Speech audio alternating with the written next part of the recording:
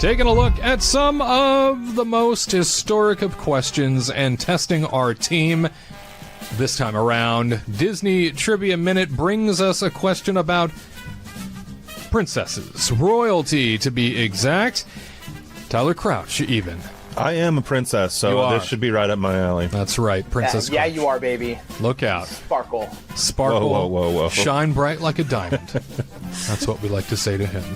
The first question that we have in this round, who is the youngest Disney princess? Is it A, Ariel, B, Merida, or C, Snow White? Who is the youngest Disney princess? Katrina, we will begin with you. Do we have an hour for her dissertation? She's frozen in time.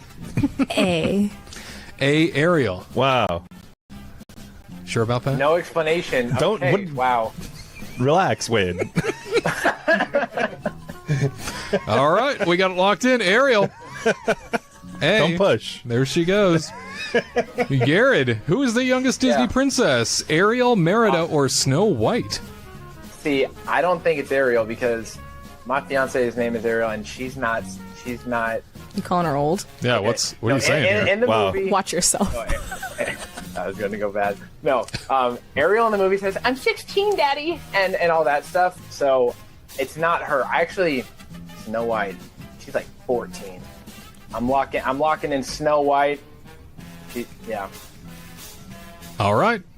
We got Snow White from Garrett, Ariel from Katrina. Tyler, the youngest Disney princess, Ariel, Merida, or Snow White? I don't know. Like, part of me wants to go Merida. It's just me, boo. Because She'll be shooting for her own hand. she's going through a whole thing in that movie where she's like supposed to get married and whatnot. So she's got to be pretty young too.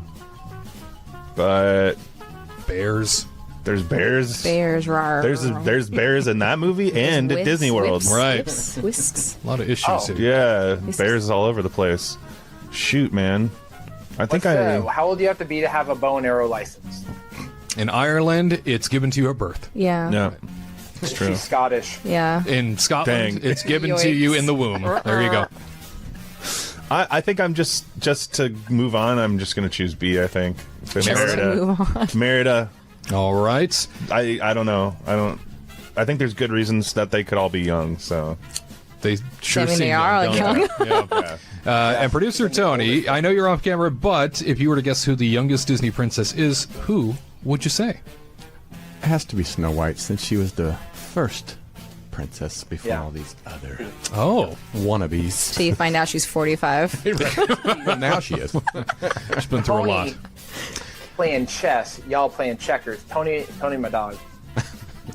Well That's done. rough. I just don't like the idea of some dude coming up and kissing a 13-year-old girl while she's sleeping. No. Don't like that. He This thought guy, she was respect. dead. I don't like that. A lot of interesting princess stories at Disney, that's for sure. Yeah. But the question being, who is the youngest Disney princess? The answer may surprise you. It is C, Snow White.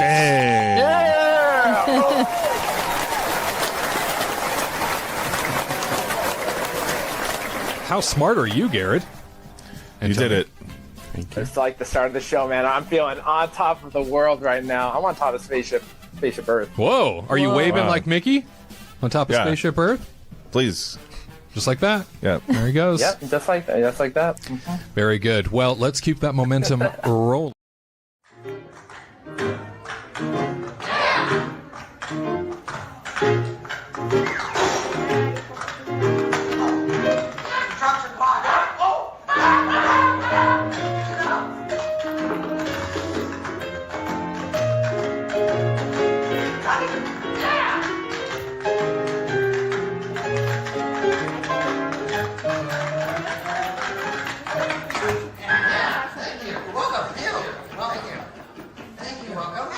Enemies of the First Order, we will soon snuff out your meager resistance.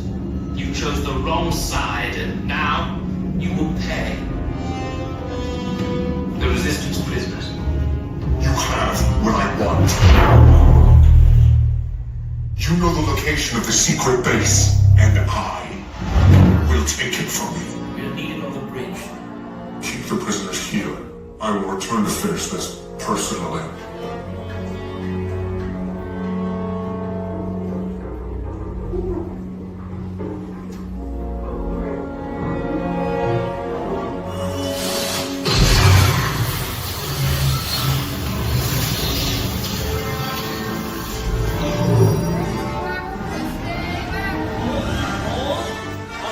We're with the resistance. We're here to rescue. Let's go.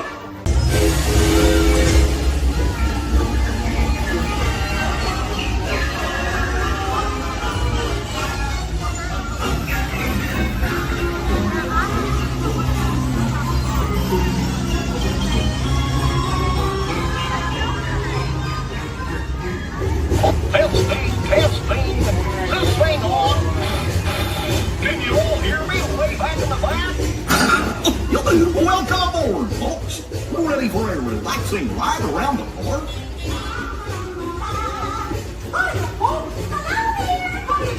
Hey, making me Gosh, there was rain. What could possibly go wrong?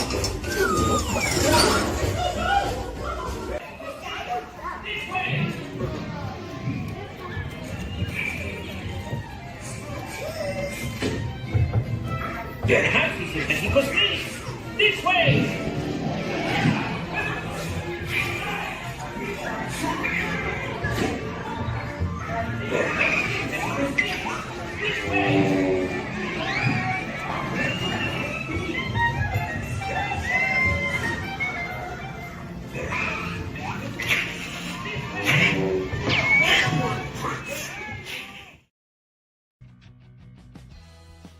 What a great day it is to talk Disney parks, and so great to be back with you. Hey, everybody, it's Wade for the Kingdom Report, and you know we love rewarding you for watching or listening to this show. All you got to do is leave the phrase that pays this week underneath this very video. Right after the live show is over, leave the comment, Matterhorn Mountain. Matterhorn Mountain is the phrase that pays this week. Yeah, between now and Monday morning at 8 a.m. Pacific time in which to enter. If you are the winner, we will reach out to you and get a book shipped your direction. My new book, Standalone, The Walt Disney Way. We'll have that sent to you immediately if you are the winner by entering Matterhorn Mountain in the comment section beneath this video right after the live show. And on today's broadcast, all kinds of topics to talk about, a lot of Disneyland-centric topics today. You know, it's the truth. It's a small world. I mean, that song just couldn't get any better, right? I'm kidding. There is a new verse being added to It's a Small World. We will talk about it. There is an unfortunate class action lawsuit now being placed against the Disneyland Resort, all concerning disability access passes. In addition to that, Disneyland's Main Street USA will soon feature some new experiences. And, you know, we talk about it every year. I feel like Disney has become more expensive than ever. But for the first time, it seems that Disney executives are finally talking about whether or not it really is affordable. Yeah, there's some concern out there about the affordability of its theme parks.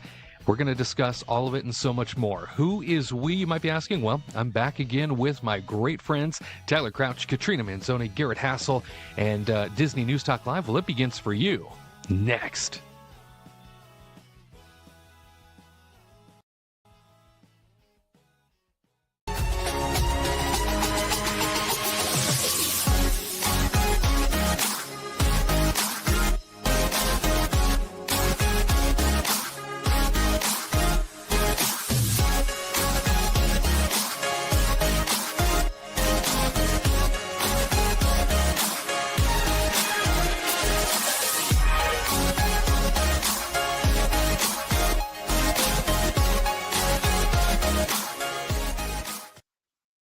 Disney News Talk Live. Your opinions, your Disney parks experiences. Hey, friends, as mentioned, Wade Heath back here with you once again to bring you all the latest Disney news from coast to coast around the world. Of course, Disneyland focused mostly today. However, we do have a big story coming up that will be all about the Disney parks in general and the affordability factor people within the company right now are questioning whether or not Disney parks are still affordable.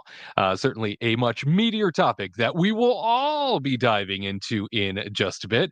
Who is we all? Well, as I mentioned, I'm not here alone. No, no. There's always a team with me. And that is why I am proud to introduce first the great one, Mr. Tyler Crouch. Good to have you along with Hello. us, man. Oh, good to be here. Hello, hello. I miss our Saturdays together, Wade. And look at us, Saturdays again, together. It's true. It's true. What a happy day. You and me, hand in hand, That's right. Just parading don't try any around. funny business. No funny business. I promise you that, because standing in the shadows, watching from a distance, ready to pounce, is our princess in residency, our travel agent extraordinaire, Katrina Manzone. You make me sound so creepy. Waiting in the coming for ya. shadows, ready to pounce, ready to strike. Like Batman. Anyway, I know it's been a while, you guys. I missed you guys. Well, I not missed you Tyler, more. because I've been around him like the whole time. But you Wow. know, the other two. You know what? I'll take it. I missed you just as much. And you know what? If I were around Tyler, I might get tired of him, but I'm going to say this. I don't think I ever would. That's I'm right. not tired of him, but I talk to him a lot, and I love it. Good But- I haven't recovery. talked to you guys in like how long? 2 However- months? Yeah. How long has it been? Hiatus? Like It- over like 2 months, you guys.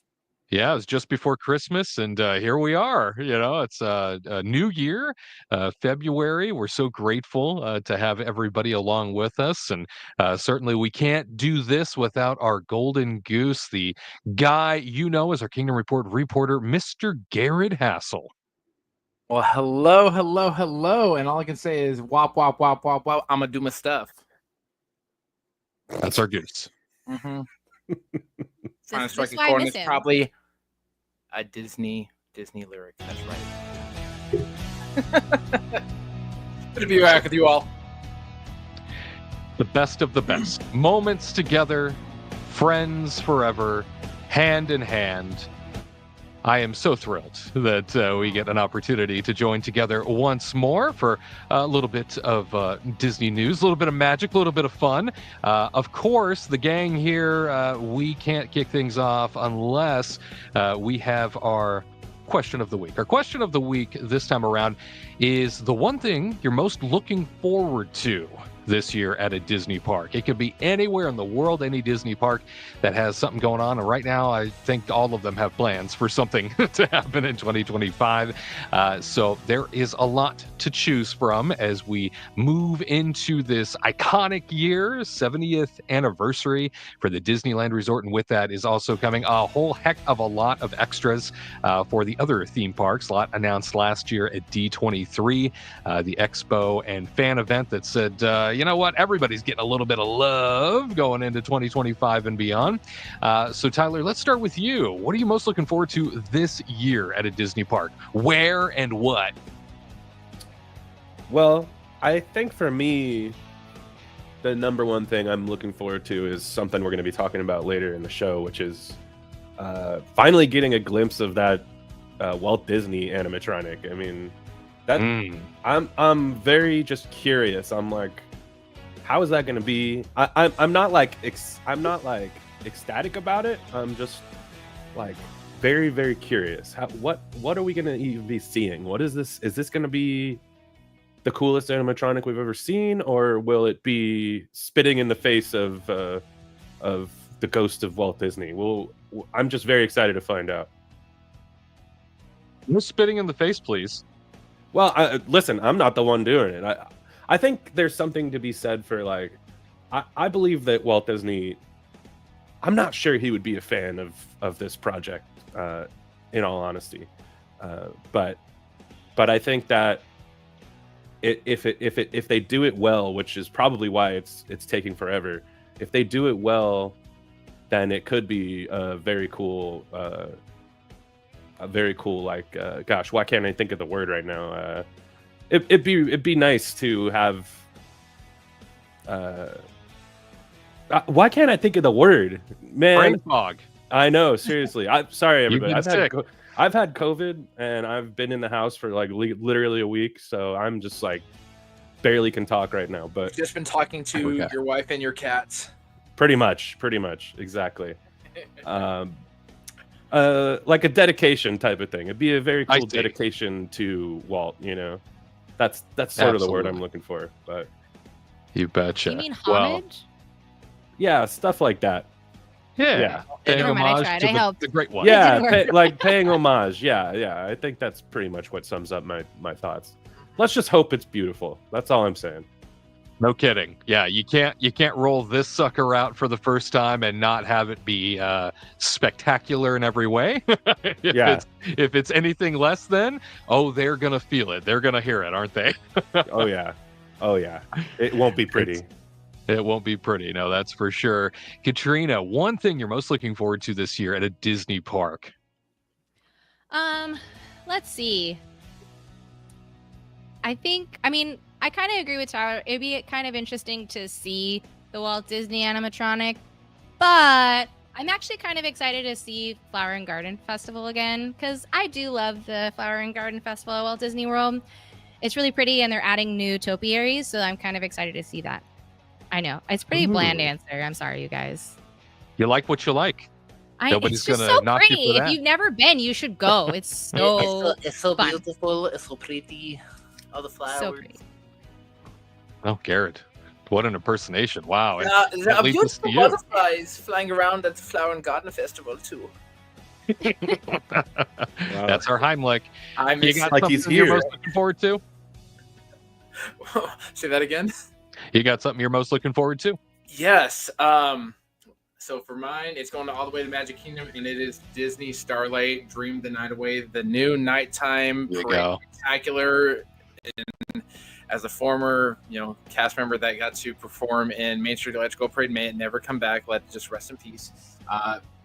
Magic Kingdom without a nighttime parade is just a sin, and it needs to be made right with this show. Like the visuals of it, the concepts look good. Like the Moana float look amazing, because I see Tokyo Dreamlights, their nighttime spectacular. It looks great, and that's been there for a decade. So come on over here in the U.S. parks, we need something amazing, spectacular. We've got the IP, we've got the Imagineering, we've got Disney's got the money, so they need to just kick down the doors, bust it open, have a great time, and just run with it. So yeah, nighttime parade coming back. Let's fingers crossed it's great. And I am a cross between both what Tyler said and what Garrett said. I am so amped up about this Walt Disney audio animatronic, and just I'm a sucker for history. I'm a sucker for all the nostalgia that comes along with something like a presentation along these lines. In addition to that Magic Kingdom nighttime parade. Now, that one also needs to hit all the marks in order to be successful and in order not to receive the backlash. After all, we've been waiting a long time since Spectro Magic, right? Magic Kingdom has not had its own nighttime parade in a very long time that hasn't been loaned out like the electrical parade, for example. So it is going to also need to, meet very high expectations as we go into this year. So I'm kind of straddling the line here in both categories. I'm most amped up about both of those things. So hopefully, guys, we will be blown away by all the offerings in 2025, and nobody will be leaving disappointed. Let's Yeah. hope so. Yeah, You guys Disney- think? Oh, Go sorry, ahead, Gary. Okay. Well, with Epic Universe opening up down the street, Disney has a lot of pressure on it. It's in Universe crosshairs, and Disney's been on the block 50 plus years, and they really need to do well. Otherwise, there might be a new king of Orlando. Ooh, That's very true. I see a lot of people not that worried about Epic Universe, but I feel Disney really should be. I think that's why I mean, as we've talked about in the past, I think that's the reason they're doing so many of their projects right now is solely because of Epic Universe, especially things like the Villains Land that they're opening in Magic Kingdom. I mean, that directly to me is a response to Epic Universe. Yeah, Competition, Katrina. Bring it. I agree, man. But they better build those things quick, because I mean, Epic Universe took how many years? Like barely 5 years to open, and because didn't they start building it like in 2020? Yeah. They broke ground. So, and it took how long to build just one baby ride, Tron? I mean, it's not a baby ride. It's a teenage size ride. I mean, it took 5 years for guess. them to drain a lake and build a box, and just copy and paste it from Shanghai. Yeah. I mean, that's a copy paste, and Epic Universe was from like the ground up original. I mean, they're building a roller coaster over at Universal Studios Hollywood right now, and it's going to take them, a while, like about a year. So, and they're building it on the side of a mountain. So Disney has no excuse with Tron. Truth. On the side and of we have a earthquakes. Yeah, exactly. So, okay, Disney, step it up. Get it Step it fast. up. Yes, that's for sure. Bob Smith saying, Hi, "Hey Bob. guys, hey Bob, Hey, Bob. What Hey, up, Bob? Bob dropping in." We see Albert's Disney Adventures and More saying, "Make Disney parks affordable again." We're going to talk about that. Absolutely. Got Behind the Park saying, "Good morning, Kingdom Report. Love your show, Behind the Parks. You are a delight." I love you for your compliment. How Good about afternoon. that? Wow, that's a lot of love. My goodness. And then on top of that, Bob asking the question, Tyler, you still going out for CEO? Yeah, we just need the old guy to get out of the way. As soon as he's out of the way, I'll be in there. That's No problem. nothing right there. Yep. That's it. That's the man. It. Tell your friends, tell your family. Yeah. I will be keeping the prices low. That's At the my very goal. least. At the very least. We're going Yeah. down to fun spot pricing. $50 for Oh, entry. wouldn't that be great? I promise to not spend 5 years on a roller coaster. It's the truth. Yeah, no. You of all people can move things. That's what I do. We see the And if lineup it takes here. 5 years, it better be original. Yeah, Amen. I want that original, story. Amen. We want original, thought-provoking, intelligent experiences that are not just resting on the laurels of IP all the time. Thank you very much. And we see the lineup here of all of those potential CEO replacements. Of course, you've got Alan Bergman of the studios, Dana Walden, Disney Entertainment, Josh D'Amaro of Parks and Experiences, and Jimmy Pitaro of ESPN. Not to be excluded, of course, is our own Tyler Crouch. So That's right. cross your I vote fingers. for him. Me too. Cross your fingers and your toes, and let this guy soar on into office like he so deserves. We've been waiting for it because he ain't Chapek. That's right. Don't forget. Ain't Chapek or Iger. That's right. I got the best hair. I got the best hair in the game. So Yeah. Look at that stud. look Wow. at that hair. Him and his manager better go on the campaign trail. Come on, Garrett. Come on, Garrett. Hey, I am proud to be his campaign manager, and we are hitting the streets from Main Street to Zootopia Street. I don't know what streets they have. Whoa. Yet, but we're going under the sea. We are going to, know what? And we're not going to fly. No, we're taking the cruise ships around the world, baby. Oh man, Zootopia that sounds Street. great. Mm-hmm. Wild. Yeah.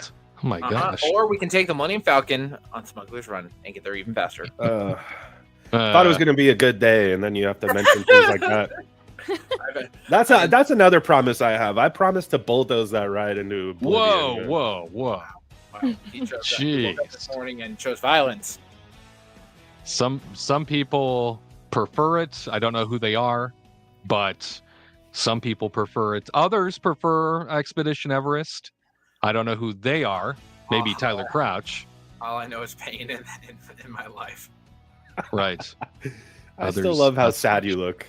I'm not sad. I'm in pain. I'm hurting. It's not sadness. Just How could you be in pain? I don't understand how it puts you in pain. I don't like it when it goes backwards. I agree with Garrett. See. Katrina, who doesn't even get on. I don't. I did it once, okay? And never again. Never again. No case. No case. Poor thing. My goodness. Well, we do have plenty of stories to get to today. Lots to talk about when it comes to the Disney parks. Specifically, Disneyland's got a lot going on in and around it at the moment. So, why don't we go ahead and jump into our top stories? I know that when it comes to It's a Small World, everybody loves that iconic song. Well, it turns out that after nearly 60 years of being a Disneyland staple, the iconic It's a Small World ride is getting a new set of lyrics for a new generation of park visitors. The Disney Parks blog announced on its blog this week that the updated lyrics will premiere at Disneyland in time for the park's 70th anniversary. The verse was written by late composer Richard Sherman before he died last May at 95 years old. The new lyrics were first unveiled in the short film The Last Verse last November, with the verse reading, quote, Mother Earth unites us in heart and mind, and the love we give makes us humankind. Through our vast, wondrous land, when we stand hand in hand, it's a small world after all. Close quote. It's a Small World getting an upgrade in lyrics, getting a little extra attention as we go into this 70th anniversary year. Tyler, is this an attraction that needs a little TLC? Does it need an upgrade in lyrics? I don't I don't know. I don't know how I feel about it. I mean, I guess making the song longer is a good thing because you're going to hear it about 12 times while you're riding through that thing. So, it's good to have a little more length to it, I guess. So it's a little different. I feel like I mean, they obviously like recorded this new part freshly, right? And so are they, I guess I don't know. Did they re-record the entire song with a new choir, or are they just stapling this part into the existing track? Do we know? I'm the going to answer to that? assume they're splicing, right? I don't think they went back to like an orchestra or anything and had Sure. had a full choir. I think, yeah, they're probably just going to shoehorn it in. Yeah, because I don't know. It'll be interesting to see if it sounds different than the rest of the song, or I don't know. I feel like I mean, they always say Disneyland's not a museum, right? Like, but Right.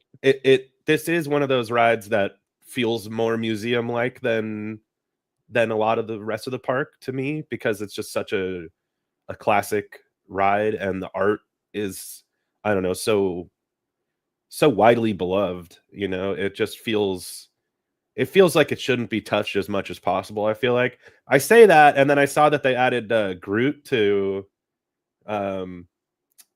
I think the Tokyo version, right, of Small World, and I watched some of that, and that's the cutest crap I've ever seen in my life. So I do love that they did that with all the little superheroes they added. It's pretty fun.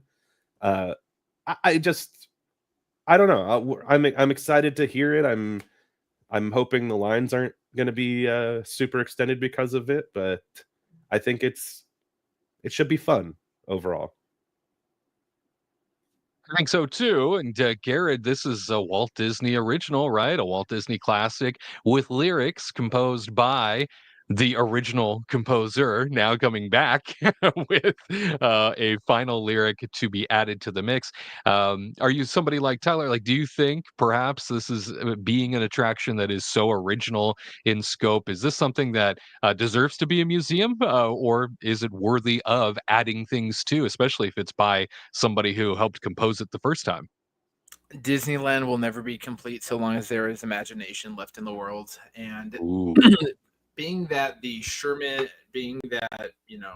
brothers worked on this together, and that this was an original lyric created by Richard Sherman, I think that it is perfectly fitting, because if it were, made by today's composers or like a Lin-Manuel Miranda kind of thing, that doesn't work. But since it was just a lyric that just never got used and everything, then I'm perfectly fine with that, because I think it makes this experience better. The Small World attraction at Disney World is a joke. It is miserable compared to the work of art that is at Disneyland, that was made for the World's Fair. So I'm fine with the lyric being added in there, because it extends the attraction. It goes into talking about Mother Earth and how we're all really connected, and it's It just spreads it out a little bit longer. And like Tyler said, when you're going on this thing over and over again, it's just nice to have a little bit more. And I think the words are touching, they're playful, and it's not offensive, and it doesn't change the overall feeling and message of the ride. Because after all, it's a small world after all. After all, it is. Katrina, you find yourself on It's a Small World very often these days? I wish I could say yes, but usually it's like around Christmas time, and if it's like a downtime, when there's no line, maybe we'll hop on, but never at Disney World. I'll never do it at Disney World again. Disneyland, I don't know, just has like better vibes. Even when you're in the queue waiting, it's just nicer. But I think it's nice. I mean, I think this is like a fun little change, so it'll kind of throw people off being like, oh, I'm used to always singing the same old verses, and now there's going to be like a new verse, which is nice. But I'm also concerned, kind of like Tyler, is it going to be similar, or is it going to sound different versus like the older version that is playing? And I'm sure they're going to be, doing their job, making sure it kind of splices together seamlessly and sounds similar, and not verse like where you can kind of tell being like, oh yeah, that's the new verse. But also I really hope when they do this, they put in Julie Andrews and she can go through it the very first time. You want her to have the first ride? Is that what you're saying? I want her to have the very first ride. And then she can sing along. And as best as she can. Yeah, I was going to say, she doesn't sing anymore, right? She cannot sing anymore, unfortunately, which is sad. But she can sit there like she did back in when the park opened, she was there. So, I mean, that would be nice to have her go back and sit through it again and have her reminisce about the Sherman Brothers. Wouldn't it though? I mean, she's for the 70th anniversary, that would be legit. It would be. She was such a big part of the 50th. Yeah. Absolutely. Infuse her again. Doug saying, I'm looking forward to the Walt Disney animatronic, and that Richard Sherman's last verse he wrote before he passed is being added to It's a Small World. There is something very touching about the fact that Richard wrote this last year before he died, and now it's being sort of spliced into existence as we enter the 70th anniversary year of Disneyland. I think that's pretty touching. Honestly, it'd be even better if they added a little baby Sherman Brothers into the America section, because America is probably like the least exciting section, in my opinion. That would be really cute, like over a piano, and then you have like a little Walt Disney just sitting there listening to them play the piano. Be like effing adorable. Yeah. Are they going to do any kind of like, this ride is in dedication to, the Sherman Brothers and all they did, or just Richard? Because I know that both him and his brother worked together, but Richard was definitely, he was the lyricist, and, we definitely heard more of him. So I don't know I know they have a plaque that's dedicated to the children of the world, but I didn't know if we were going to add like a special little spot just for Richard Sherman for, all he did in making this attraction become what it really is. They do seem to celebrate every little milestone and marker, like especially for anniversary years, they tend to go out of their way to elevate those little things that they do that are extras. So maybe we will see that, as part of the entrance marquee and that dedication out front. Maybe there will be like an addendum to that, and something mentioning Richard Sherman and the legacy of what they've contributed, the Sherman Brothers, to the song and the attraction itself, and how maybe for just this one celebration only, we get to hear this extra lyric, because I can see this being something that they also take away as the 70th anniversary concludes, as you got to write it now because you're gonna miss it if you don't you're right. Check it out, right? Yeah, 100%. Totally. I think you're right on that. I don't know if they're gonna dedicate it to him or anything, though. It's like, I mean, it would be kind of beautiful, I suppose, but at the same time, they'd be like, sorry, kids of the world, it's not yours anymore. Now we're dedicating it to Richard. That would be mean, would it not? F them kids is what the Disney company would say, and we don't want that, right? They don't pay for anything. They don't pay for anything, right? Children, this park was not built for children. It was built to make money. That's true. Exactly. That's true. Can't soak those kids. So you got to soak the parents. So might as well. Jeez. Well, I think they manipulate the kids so that the parents fork out money. I think that's how it works. Yeah, okay, you're right on that one. Here, age relives fond memories of the past. And Like here age, you. age is just a number at Disney World. Like being a kid is a spirit. It's how you feel on the inside. That's what the park's about right there. You are When I correct, have a kid, I'm gonna pretend for as long as I can that kid is under 2 to get him in for free.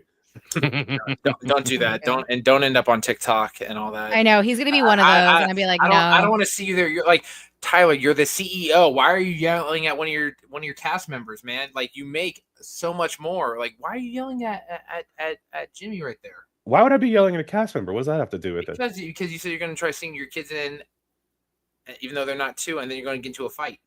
When you're the CEO, you get lifetime passes. Nah. If they call me on it, then I'll say, okay, fine. He's just big boned. Wow. His kid will be 2 for 5 years at least. Exactly. He's just tall. That's how that'll work out. Just tall. Future Big basketball bone. player. He's 60 months old. Right. He's 60 months old. Absolutely. Bob Smith saying, wait, are you still giving out that book? I've been trying to get it. Bob, yes. At the very beginning of the broadcast, we have a word of the week, phrase of the week, as we like to say. So go ahead and use that phrase that pays by throwing it into the comment section after the video's over. Leave it under the video, and you will be entered for your chance to win. Absolutely. Laura saying, it was written for UNICEF for the 64-65 New York World's Fair. Absolutely, yes. And Laura, it's one of those things that it's such a classic, right? It's such a staple of the Disneyland experience, and now Disney parks all over the world. Every Magic Kingdom seems to have one, right? It's such a staple that it's like one of those things where do we even touch it? Is that something that we can do? I remember, many years ago, a decade at this point, decade plus, where they added some of the additional Disney characters into the ride itself, and just the uproar, right? The anger, the rage that came out of people over the idea of, you're going to infuse Disney characters into this prayer for peace attraction. How could you do that? And then, we went in there, saw what it is, and it was woven in perfectly, for the most part. I mean, you barely notice unless you know what to look for. So, yeah, I think it's one of those iconic attractions there. It's like nerve-wracking. Like every time they go to approach it and do something, it's like, don't mess up something that's so classic. Don't mess up something that's so perfect in so many eyes. Yeah, and I also think there was that uproar because people just really love the Mary Blair art, and they're like, "Don't you dare mess with Mary's art! Like that's ridiculous," But it worked out. It was good, and like I said, they brought Groot to Tokyo, and that's cute as hell. So I'm down for it. Yeah. Sometimes you just need to trust the process. That's what they say on the Imagineering story, where there's always uproar when people want to change things, but Walt was always big about, changing things. We keep moving forward. But trust the process, trust that the Imagineers will do what's right. Granted, the new Communicore Hall is a completely different story, but with classics like this, I think that they'll make it right, and those layers will be pristine. Communicore Hall is definitely something. Yeah. Tom Weigel saying, thanks for the heads up that you had a show, Garrett. That sounds personal. Gotcha. Yeah. So Tom, he is one of my old Disney College Program roommates, and yeah, love you, buddy. Yeah, here's the heads up. It's happening. So yeah. And Steve saying, welcome back. You were missed, Steve. You were missed. That means so much. Thank you, Steve. I missed you. I heard a rumor, by the way. So Steve, for those that don't know, the unofficial mayor of Main Street there at Disneyland, cast member who has been a part of Disney history now for decades, right? He's really contributed a lot to the legacy of Walt's original theme park. Steve, I heard a rumor. You can correct me if this is incorrect. I heard a rumor that you are going to retire this year.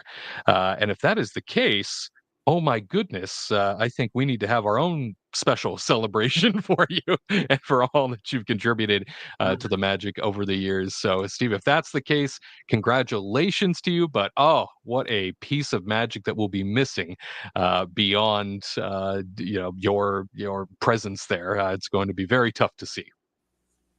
Yeah. Well, yeah, congratulations if that's the case, but also you will be missed. That's right. You will be That's true. missed. I piggyback on that. It's tough to see anybody that contributes so much to what Disney is go, especially somebody that has been there for, my gosh, longer than I've been alive. Steve, you have been such a contributor to what Disney is, and I think we can all speak for at least Tyler Garrett and myself, who've all been a part of the company in one way or another. It takes a special person to work at a Disney theme park and contribute something really meaningful. Cast members are what make Disney Disney, and when you have an exceptional cast member that has been in photos or been seen for years, they feel like a friend more than just some good person working at the park. So yeah, congrats, cheers, and hopefully you taught some great lessons and you've left a legacy. And if it was a secret and nobody was supposed to know, I guess the secret is out. So I apologize in advance. we would never, shatter the glass like that. That's right. Just I heard it through the grapevine that it might be something that's happening, and if that's the case, then you know what? You deserve all the accolades, Steve, for what you've contributed there at the Disneyland Resort. Speaking of Disneyland, in other news, we do have a lot happening on Main Street this year for the 70th anniversary. Surprises are a part of the Anaheim destination's legacy, and on July 17th, Disneyland's 70th anniversary, a few new experiences will debut around the Main Street, U.S.A. area. Disney devotees will be familiar with some of the fresh offerings, including the previously announced audio animatronics attraction at the Main Street Opera House, celebrating the life of Walt Disney. Walt Disney: A Magical Life, as we were referencing here just a few minutes ago, will also include a new gallery with several artifacts, images, and art on view. Walt Disney Imagineering curated the display in partnership with the Walt Disney Archives and the Walt Disney Family Museum. And just a short stroll away from the Main Street Opera House, well, something special is in store for fans who adore the songs of Mary Poppins, Jungle Book, and It's a Small World. The Main Street Cinema will screen a celebratory homage to the Sherman Brothers, the lauded songwriters behind so many Disney classics, as we were just talking about, right? Richard Sherman and the It's a Small World song. It's a Small World mavens will enjoy this sweet treat, in addition to not only having that final verse included into It's a Small World's attraction, but the third and final verse of the iconic attraction's equally iconic song will be heard in, quote, the last verse, that is the title of the short film set to show in the cinema, as well as in the ride itself. Both offerings pay uplifting homage to the spirit of optimism long associated with Walt Disney. So, I mean, this, not only are we doing my favorite thing, and that is utilizing space that doesn't really get utilized. I am thrilled to hear that because Disneyland always needs to absorb whatever space is just left sort of dormant, and Main Street Cinema is certainly one of those places. Not only are we getting the audio animatronic Walt for the 70th as promised, but now we're also getting the third and final verse short film for the sort of backstory behind Richard Sherman's inclusion into the It's a Small World attraction. Tyler, you know what? Main Street getting so much love going into the 70th. I think of all of the lands, especially for a milestone anniversary like this, Main Street deserves it. Yeah, definitely. And I'm really curious what they're gonna do in the cinema. Like how, there's multiple screens in there, and are they just gonna be utilizing every screen to play the same thing, or is this movie that they're gonna bring in there, is it gonna be different images on every screen, like sort of like one of those 360 shows that they have at Epcot, like, so it'd be interesting to see. And I'm curious if there's gonna be long lines in the beginning too, like for the first time ever the cinema's gonna have a line, right? but that was very unexpected to me that they were going to utilize the cinema. I'm sad for Steamboat Willie. It is kind of a nice little piece of history to go in, to be able to walk in there and watch some very old Walt Disney cartoons. But I think it's a fun idea to pay homage to. I think they could keep doing this. I think like they should come up with different movies that they could put in there and like pay homage to different parts of the park over time. I think that'd be a lot of fun. No kidding. And I think that especially with the nod to Richard Sherman having kind of the takeover, assuming, of course, that he's on all the screens, or that maybe they are going to try and do a semi-circle vision type experience in there. Garrett, this might be leading to what we were talking about. Maybe this is really where the tribute is, right? For Richard Sherman and the It's a Small World attraction. Maybe this is that location, where it's like a housed separate experience. Yeah, it could be.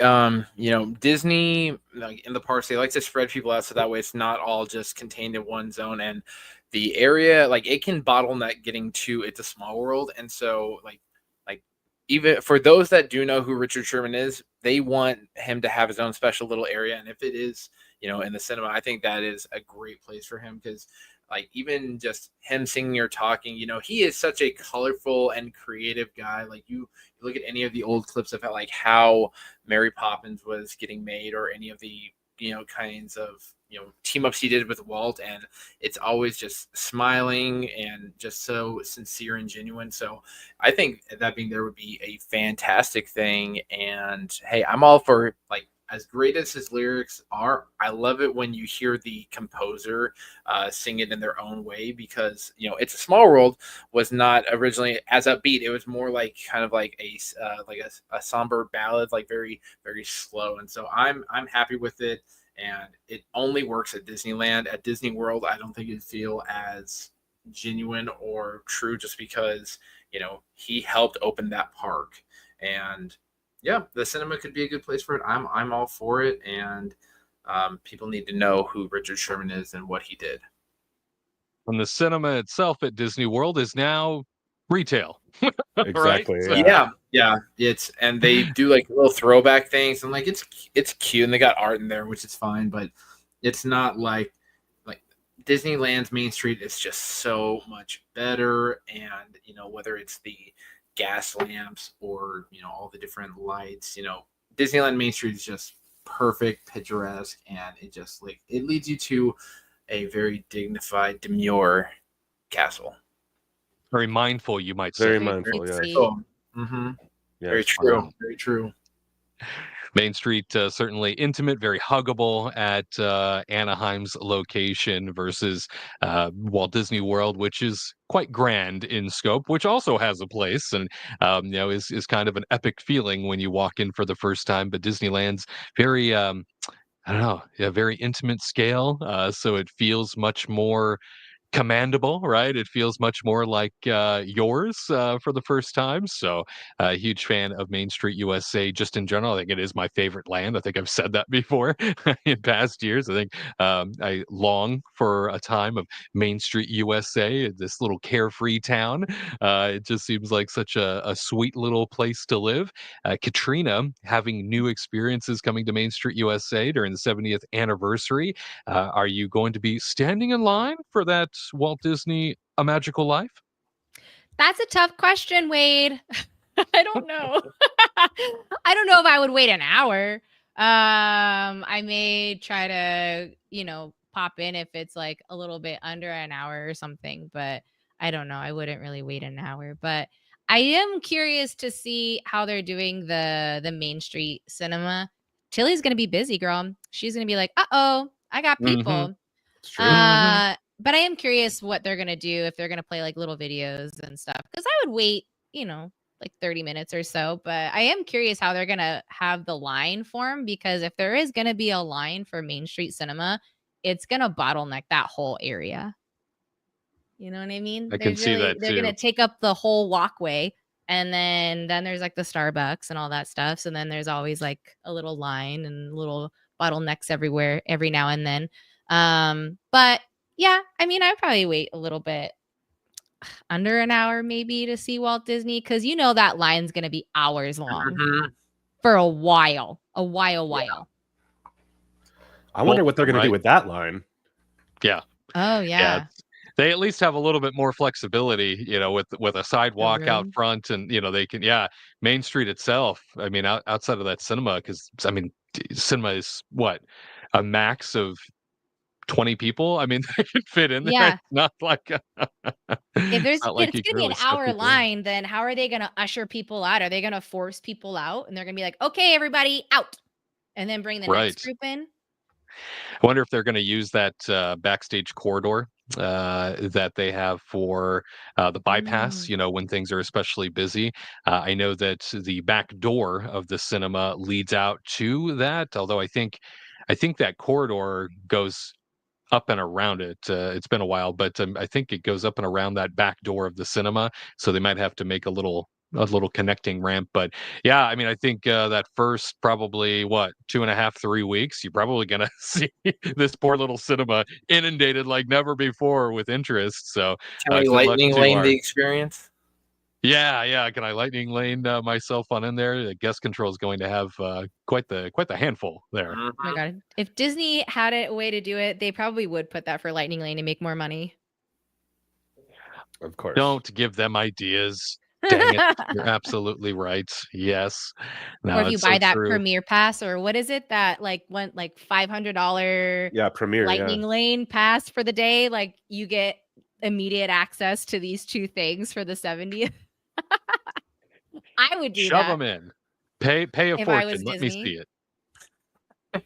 And this leads me to the question too of that Walt Disney audio animatronic. So we learned last year, D23, that it is going to be in rotation with the Mr. Lincoln show there on Main Street, there at the Opera House, which is clever. Clever use of space, right? So you virtually have two shows going on in the same venue.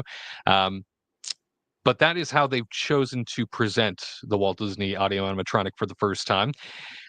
I'm asking, how would you use a Walt Disney audio animatronic in a Disney theme park for the first time? Do you think that putting an animatronic on stage in sort of his office environment, as we've seen the concept art of, right, sort of giving this backstory of Walt Disney's life, do you think that is the best use? Do you think he would be better off in sort of a ride? Do you think he would be better off in a different capacity, being utilized in a space that might be more of a nighttime spectacular? Like, how would you use a Walt Disney audio animatronic? Garrett, I know you have a wild imagination. Where would you put a Walt Disney robot? He's going to be on Rise of the Resistance, and he's going to be going along for that ride. No, with Walt, I feel like if you need to put him somewhere, it's got to be someplace kind of calm. I would honestly, I think it'd be kind of cool with like just seeing him rocking in a chair on Pirates of the Caribbean, because that was the last attraction he got to work on, just explaining the process. I know it would never work, but the way he talked about, going into the little caves and things and seeing pirates, like the way Walt's mannerisms and how he expressed and told stories is what made him just such a magical and entertaining person. He would say little things a lot. He'd say the word things, which to us is whatever, but for him, it actually had a real meaning that you could create something in your head from. So I think, a Pirates ride at Disneyland, it can only be at Disneyland. Disney World, I don't want to see it at all, but either there or it would be, I don't know, the Matterhorn. That'd be another area where you can see him. I don't know how it'd fit into the story or anything like that. Climbing the mountain? Yeah, I want to see an audio animatronic climbing the mountain. I think if Disney ever could get the technology down, it would be crazy. Before any kind of fireworks show, you just see Walt walking out from the castle and him doing like his like a welcome to Disneyland kind of thing, and it's an audio animatronic, and you just can't tell if it's a performer. That'd be wild and nearly impossible, but with enough technology, money, and magic, we can make anything happen at Disney. So I think for right now, the cinema is a great place. Honestly, though, the train station or above the firehouse would be great. The train station, I want to see a Walt audio animatronic driving one of one of the trains because he loved trains. Who doesn't love trains? Wouldn't that be cool? Waving out the window of his apartment on the firehouse, Tyler? That would be something, that's for sure. Yeah, I mean, I think the most respectful way to do this sort of thing is kind of what they've dreamed up already. I feel like I could see it would be kind of a cool kind of fourth wall breaking attraction if they had some sort of dark ride that was about going through his imagination or something, and he kind of could speak to the guests a little bit, and then we could go through all of his different like Snow White and Mickey Mouse and all of his different creations. They should even throw Oswald in there because they own Oswald now. I think it'd be cool to have Oswald in some attraction too. So I mean, I could see something like that, but again, I think for some reason I can't shake the feeling in my head that I don't think Walt would necessarily be pleased with an animatronic of himself, but because he just didn't seem like that type of guy. I felt like he didn't really want to be the center of attention like that in that way, Sure. but that's why I feel like these things need to be done like respectfully. So I really do hope this new attraction is very beautiful because, yeah, I just don't want it to be a farce. You know what I'm saying? No farce here. And Katrina, I feel like a journey through Walt Disney's imagination with Figment is just what the doctor ordered. Oh, Can you imagine? I mean, that would be kind of wild to have like a dark ride going through his imagination type of thing. But again, would that be what he wanted? That's what I'm saying. That's what Not I'm saying. really. Yeah. And I think what they dreamed up right now is actually kind of okay because it's kind of like the Wonderful World of Disney thing what he used to do in like the 50s or the 70s or something when he would sit and talk on TV in his office, and that's Sure. kind of like Wonderful what World they're of Disney. doing right here. Yeah. I want the show to start with him not realizing we're there and like him just like puffing on a cigarette. And then, Oh my gosh. and then he sees everybody. He's like, "Oh crap!" He throws the cigarette away. He puts that out. Yeah. That's how I want the show to start. Yeah. Pretty authentic. I want to see an angry Walt Disney yelling at his team Imagineers and they'll be like, "Oh, hi, folks, how you doing?" That's right. Rushes over to put on a cardigan. Yeah. Like Mr. Rogers. Yeah, change his shoes. Yeah. Beautiful day on Main Street. Would you be mine? Won't you be my cast member? I always thought it was funny how Mr. Rogers changed his shoes when he got home. Does everybody do that? And Inside the weird shoes. one. You just put your inside shoes on. Yeah. Dude's got loafers for every occasion. Where's he walking? Did he step in dog poop or something? Why? I mean, it's dirty. You don't want to dirty your carpet and your ground and stuff. People change into slippers and stuff when they get home. It's kind of the same I'm wearing concept. slippers right now. Me I too. believe Me too. Look at that. People have class. Everybody's in slippers right now. Yeah. That's part of the charm, I suppose, of Mr. Rogers. A different era where people put on indoor shoes and indoor sweaters. Yeah. I mean, that's why people had smoking jackets back in the day, right? So they would That's right. smoke and they wouldn't ruin their clothes. There's a whole wardrobe. Yeah, dedicated to things. They had That's for dinner sure. dresses, dinner outfits to have dinner, not the same dress outfits that you would wear in the afternoon. God forbid. So trashy. Oh, so pedestrian. I do No, declare. thank you. I do declare. Well, something that's not pedestrian and very serious at this time is the unfortunate reality of a Disneyland visitor launching a class action lawsuit over new, stricter disability passes. Last July, San Diego resident Trisha Malone applied for a disability applied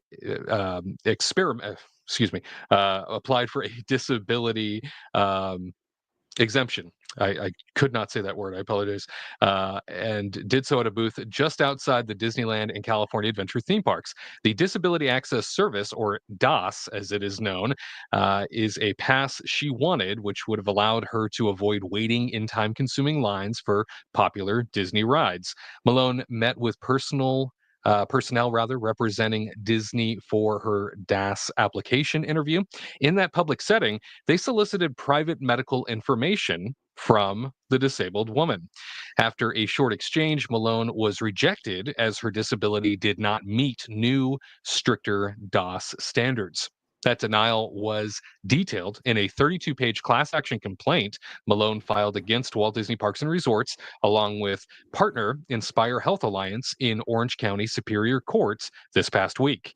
Malone's complaint claims Disney breached confidentiality and invaded her privacy and violated the Unruh Civil Rights Act and several California civil rights codes.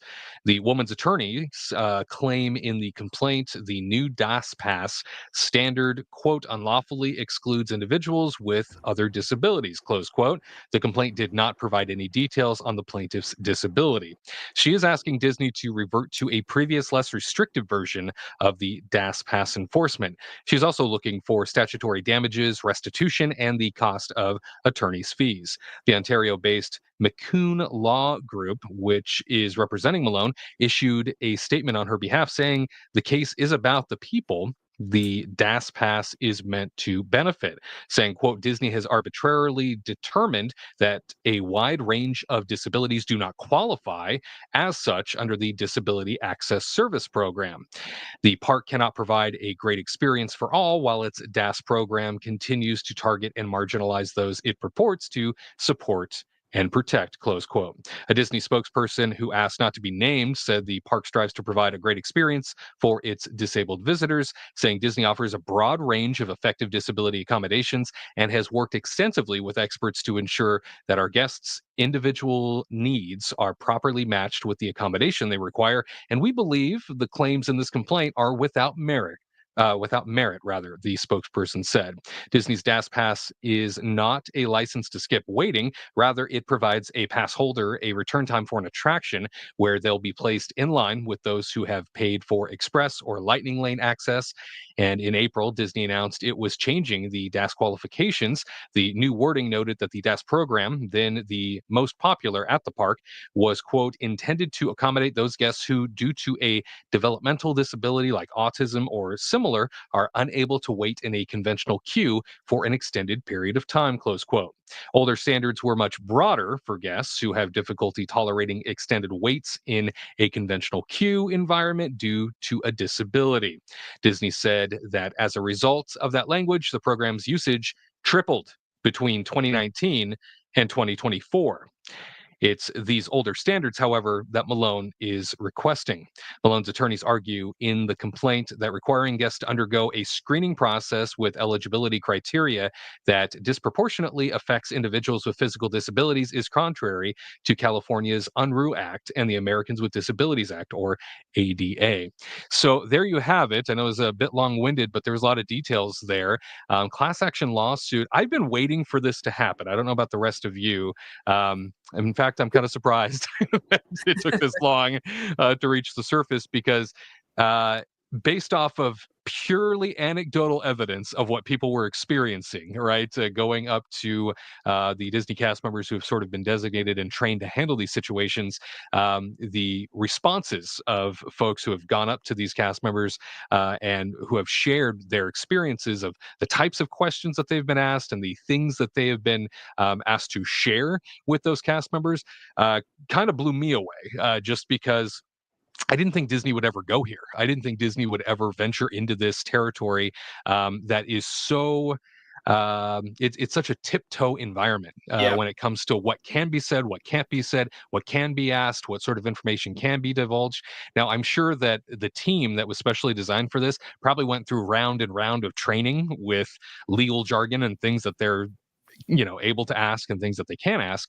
However, it just seemed like such a potential stepping in the mine situation, right? Having a bomb go off when you least expect it because somebody's going to trip a wire.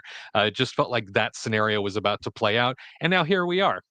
So I would say, Tyler, this is one of those situations where class action lawsuits, Disney traditionally has a pretty good record, I suppose, when it comes to winning these things. However, not lately. We'll recall, that Magic Key class action lawsuit that happened here a year or two ago. I remember specifically when we talked about that. I don't think any of us thought that was going to go anywhere, and they won. In fact, I even got I even got a check as a Magic Key holder for that class action lawsuit. So, do you think that potentially this has merit, Tyler? And do you imagine Disney has been preparing for something like this? I'm sure they've been preparing because as you said earlier, like yeah, I mean I have been waiting for this. I'm surprised that it didn't happen sooner. And just like you, I've heard a lot of just kind of horror stories of people who have been denied, and I thought it was illegal to ask people what was wrong with them. I thought that was, I mean, I've heard numerous times that like if somebody has a service animal, for example, you're not supposed to ask why they need their service animal if they're hanging out in a restaurant or something. But so I was very surprised that Disney started doing this too. And to be honest, it's kind of crappy. Like and just like the article says, to arbitrarily decide who deserves it and who doesn't. Like it doesn't seem to make much sense to me.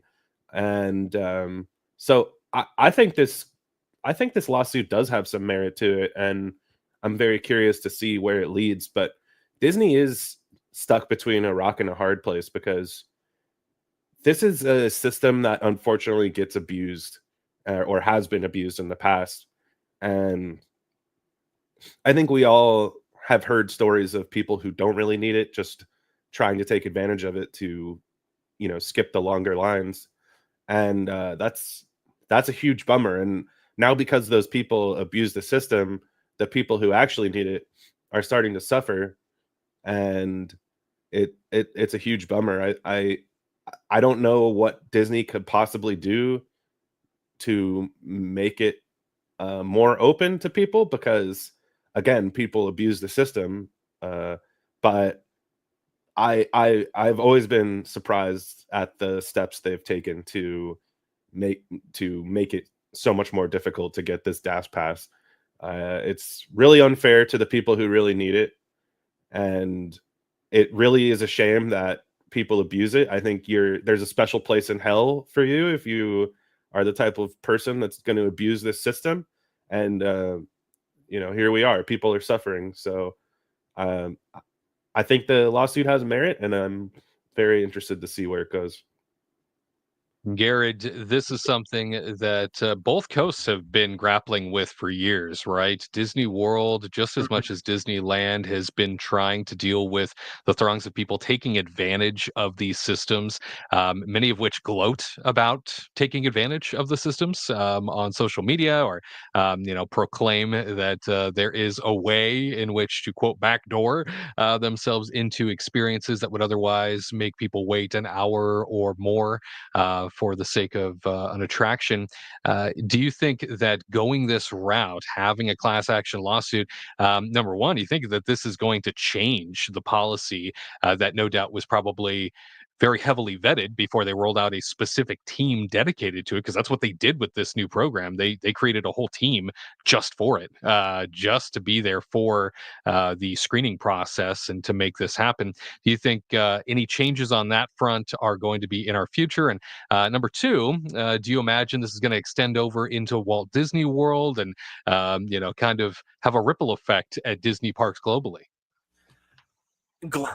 I can't speak to globally just because like national law in France, Tokyo, and Japan are so different. But at least domestically, I could see this going so many different ways. First, if you are, abusing the system and you do not have a disability just for the sake of, I get tired after standing in line when, you have, like, if you're a perfectly healthy person like myself, for example, and I'm like, man, I just don't feel like waiting in line, like, and you're abusing it like that, absolutely shame on you, shame on your cow, shame on your whole family, dishonor everywhere. But like, class action lawsuits against Disney, they're always very eye-opening just because Disney has the power to make it go away by writing a simple check. But it seems like with this, with the guest that started it, they're not looking for a check, they're looking for answers. And I do not envy any cast member that has to be in a place where you have to talk to this to guests and deny them. That does not sound like a fun job to go to every day. I'd be dreading every day I'd clock in. I think Disney could probably tone down, their disability service in terms of like making it more fair. But again, they probably went to medical and legal officials on what they can and cannot do. And Disney has been getting backlash, especially on social media, where people are like, they removed all this stuff. My son has autism, or, my child is in a wheelchair. And I really don't know what counts for disability for them now and what doesn't, because everyone's different. It could be like, if you have a broken leg and you're walking around, does that count? Does it not count? I don't really know. All I know is that this will probably, if Disney goes through with the lawsuit and it gets taken to court, Disney will use it as a way to either reshape or improve how the system is done. Disney very rarely ever admits to being wrong in anything. So at anything, they'll just say, we are making adjustments to ensure that more guests are happy. And they'll say some generic kind of PR term just to keep it quiet. And then they'll announce 3 different things and it will slowly get pushed to the side. They're going to flood the field with new stuff. And that this case and this kind of issue will just go away quietly until another thing comes up. That's what Disney typically does. But yeah, for me, just don't abuse the system. It should be used for those that actually need it. But Disney could probably be more lax in certain areas. But they should just have a lawyer in the parks to talk this over and be like yes or no. Like, just pay them their dues and let a lawyer handle it. You want a lawyer on retainer to handle each guest that approaches? Instead of the 20-year-old just like person talking to guests and not knowing the proper language and not knowing how to answer, I'd rather have the person that has the formal education. I mean, this team that was created specifically for this, no doubt, I'm almost certain that they were trained, by the legal team. I'm almost certain that the legal group on hand kind of gave them the, if somebody says this, then you like a flow chart, right? Somebody says this, then you go here and you ask that. If somebody says this, then you go here and you ask that. I don't imagine there's much, free expression and conversation with these folks. However, one of the key points, Katrina, that was brought up during, the story read here is that looks like this the person that has filed this lawsuit was saying more than anything, it was an invasion of privacy. They're asking me to do this out in front of everyone else, telling them in front of park guests what is wrong with me, like what my disabilities are and the things that I can and can't do. And that bothered her as well. Do you see this type of a program just getting scrapped entirely? I mean, now there's a tremendous threat with a class action lawsuit. Where's this going in your eyes? That's interesting. So I guess I do still think that this program is still gonna be ongoing, but they may just rethink on how they talk to people. I don't really understand why they would have you talk to people in around just normal guests when they should have just done this in private and at least have like a room, because it's like an interview process, right? Right. So why not have a dedicated quiet room where you go, blankety blank, come with me, and then you just sit in a quiet room and you talk about it, right? Versus being in public around everybody that's listening with audio devices, blah blah blah blah blah. You never know who's going to be filming you. And I have been seeing more and more on Instagram and stuff in Disney World of people being really frustrated with this system because they do say that if you do not qualify for the DAS pass, that you can go to the ride itself and ask for an alternative accommodation.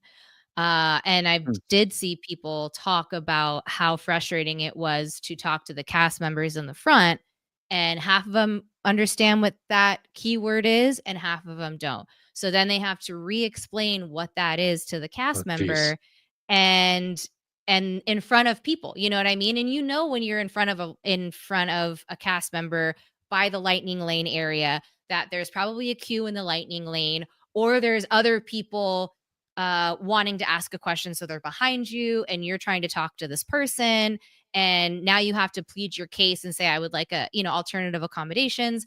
And then I don't really know exactly if they just say that and then they just give it to you, or you have to explain why you need it to a cast member who isn't you know educated in the ins and outs of the legalese of the DAS pass. And it's just like frustrating. It makes me sad when I see people film this stuff on social media saying, oh, they're saying this, but half of them understand it, half of them don't. And then you just like leave frustrated, right? When they could have in the past, before they changed the DAS pass, were qualified for it, but now they have to be in public talking to these cast members and asking for alternative accommodations, or people trying to be interviewed for the DAS pass. And I mean, I know they still do the online system where you can be interviewed before you go to the parks. So you are private if wherever you are. If you want it to be private, or it's if you're doing it before the parks and you're at a Starbucks talking to a cast member to be interviewed, that's your fault. Right. So you have the But option, is what you're saying. yeah, Yeah. what I mean? Yeah, you have the option before going to the parks to be interviewed. And if you decide not to do it, Disney should have a separate room where you go in privately and talk to them. That there's rooms at Disneyland in the back that they could use off to the side. I mean, isn't there like a room that they used for interviewing by the VIP tour gazebo? There's Yeah, got to there's be rooms over there quiet off to rooms the both side. sides. Yeah, guest Yeah. relations. They have quiet rooms. And Judith saying here, my late mom's last trip to Disneyland was no problem for us. We rented wheels for her and asked at each ride that she wanted what we needed to do. She was 93 and could not wait in line or walk very far. And Judith, I think you raise a great point, and thanks for sharing it. I think anybody in wheels, essentially, they have an option. That is very clear cut. I don't think that there is a lot of I don't think there are problems there. I think the issues Yeah. come with disabilities that sometimes you can't see, right? Yeah. Disabilities that are not as obvious to the eye. It's clear for attraction cast members what can and can't happen versus when somebody's in a wheelchair, for example, what can and can't happen with them. And is the person in the wheelchair able to transfer? That's one question that they'll probably ask you. Are you able to transfer? If you're not, they'll tell you exactly what options you have. And a lot of times that is being able to go to sort of the front of the line, or an area that is dedicated, right, to folks in wheels, essentially. And you wait for maybe an attraction vehicle that can accommodate somebody who's not able to transfer. If you are able to transfer, you might wait a little bit longer traditionally. But that is one of those categories where I think the problem doesn't lie there. I think the issue really is with a lot of other disabilities that are not necessarily as easily dealt with. And I think that's where the concerns are coming from. I know that the lawsuit itself, right, it specifically said, the story said, it didn't declare right, what her disabilities were. So we don't really know specifically what they denied her for. But based off of, and it sounds like each of us have sort of heard, right, through the grapevine and seen the experiences, if not knowing people who have been through these experiences before where they've been denied, the horror stories, as was mentioned before, of folks being told, no, that's not disabled enough, in so many words. That's not making it into the category we need, to be able to accommodate you. So tough to see all around. Very hard to think. It's a hard thing to wrap your head around when it comes to poor frontline cast members having to deal with these situations. I think, as you were saying, Garrett, and managing that demand, managing that frustration. What a sad thing to also have to deal with, because you're probably going to be disappointing a majority of folks. And I hate the fact, back to Tyler's point at the very beginning, it's like all this is because people took advantage of the first program. This sucks. Yeah, it really is lame. I feel bad for everybody who's being affected, because all it takes is a few people to spoil the whole thing for everybody. And again, you should be ashamed of yourself if you've ever done that, like, in all seriousness. Yeah. I know some people that I work with who, when they went to Halloween Horror Nights this year, I did not join them, but they were telling me, oh yeah, we rented a wheelchair and we put like a fake cast on this guy, and they got, so they could get to the front of lines, and it worked. They got in front of the lines, and I was like, well, I'm glad I wasn't there for that, because I wouldn't be participating. Really a shame that people do that.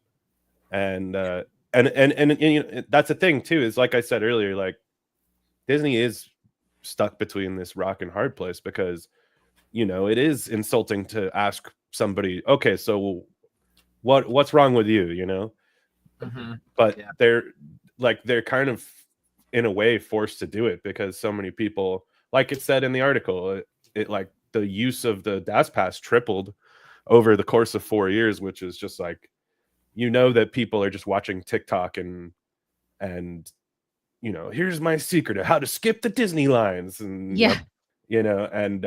it's a shame that our society is going down that rabbit hole, but here we are.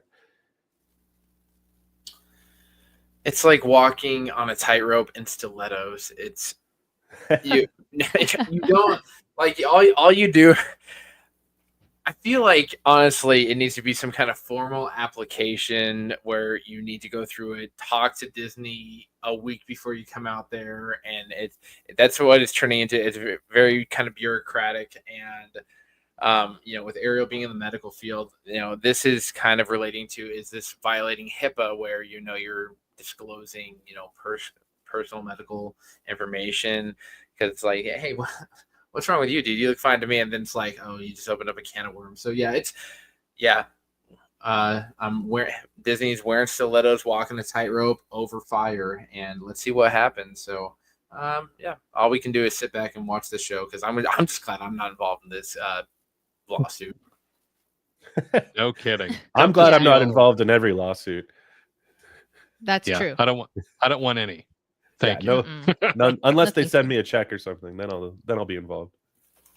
Like a big check. As long as I'm on the receiving end of the winning version of that lawsuit. Right? Yeah, exactly. I got that from a lawsuit against Abercrombie and Fitch when I worked for Hollister, and I got $20 out of it. Whoop whoop. I didn't get anything. You worked for Hollister. Oh, I worked at Hollister. Maybe, I don't know. Maybe it's just for us Stockton kids, because we're from the hood. Maybe it was an era thing. I wanted $20. Katrina, if we together, we'll go on Expedition Everest, and Tyler will give us $20 a piece. Oh, that might be fun. Yeah, I almost want to. I almost want to take you up on that offer, because $20. Wow. I would love to see this face again. People may not know this, but that is actually Wade's screensaver on his phone, so that way he remembers why he is happy every day, so he doesn't end up like me in my poor life choices. Brings me a great deal of joy. That's right. Garrett, what you did was so nice to be Tyler's other on that ride since I ditched. I'm honored to be his other. That's not the point. It's that I made poor life choice just to get in there, and he's like, let's do it, and I'm like, okay, yeah. Like, just look at that. Oh, Garrett, if I could go back and tell you, you'd still do it because you're a moron. And the bunny ears and everything. How humiliating. Yeah, it's just, man. Oh, you'll go on Cosmic Rewind, right? That's because Cosmic Rewind is a work of art, and I'm not going backwards in an inverted curve the entire time. Okay, if you're trying to tell, if you're going to try and tell me that Expedition Everest isn't a work of art, then we can't have this conversation. It is a work of art. But it's different kind. Art is subjective. It is subjective. Yes. So true. Good answer. Absolutely. Well, there's some tough conversations going on behind the scenes at the Walt Disney Company. We heard, based on the Wall Street Journal's reporting, that Disney leaders are finally acknowledging that maybe the Disney parks experience just not affordable anymore for the middle class. Not affordable for the one demographic that has sustained it for decades. We are going to dive into specifics on that, bring you the story, and whether or not this is going to lead to any real change. We're going to discuss it. That is all coming up next here on Disney News Talk Live. Para su seguridad, permanezca sentado y mantenga sus manos, brazos, pies y piernas dentro del vehículo. Y cuida a sus niños. Gracias. Please step carefully onto the moving platform, then step into the car. For your safety, remain seated at all times, keeping hands, arms, feet, legs, and other appendages inside your car. And please supervise younger beings. Stay clear of the doors, which will open and close automatically. Enjoy your journey. Para su seguridad, permanezca sentado y mantenga sus manos, brazos, pies y piernas dentro del vehículo. Y cuida a sus niños. Gracias. Please step carefully onto the moving platform, then step into the car. For your safety, remain seated at all times, keeping hands, arms, feet, legs. This is the TTA Blue Line, non-stop service around Tomorrowland.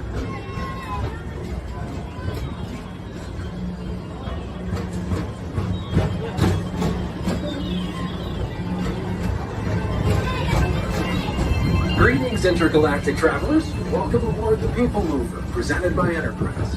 I'm Monarch 5, your guide aboard this highway in the sky, the absolute best way to see Tomorrowland. And my stars, is there ever lots to see? From spacecraft to monster labs, there's really nothing like it today in Tomorrowland. For your safety, if you have wings, jetpacks, or gravity polarizers, please do not take flight while on board. Thank you.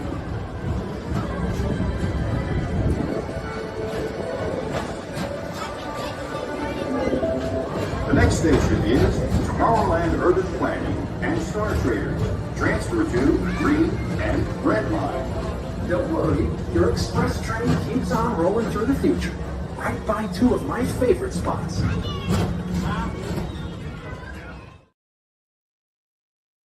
Disney News Talk Live, your opinions, your Disney parks experiences. So glad you could be with us this weekend as we continue to bring you the Disney parks news from coast to coast and around the world. Well, it turns out the Wall Street Journal reporting that the Walt Disney Company might just be skittish around the fact that, it sounds like pricing might be out of control, might be pushing people away, might be leading people to think, this ain't for me. Yeah, it's the truth.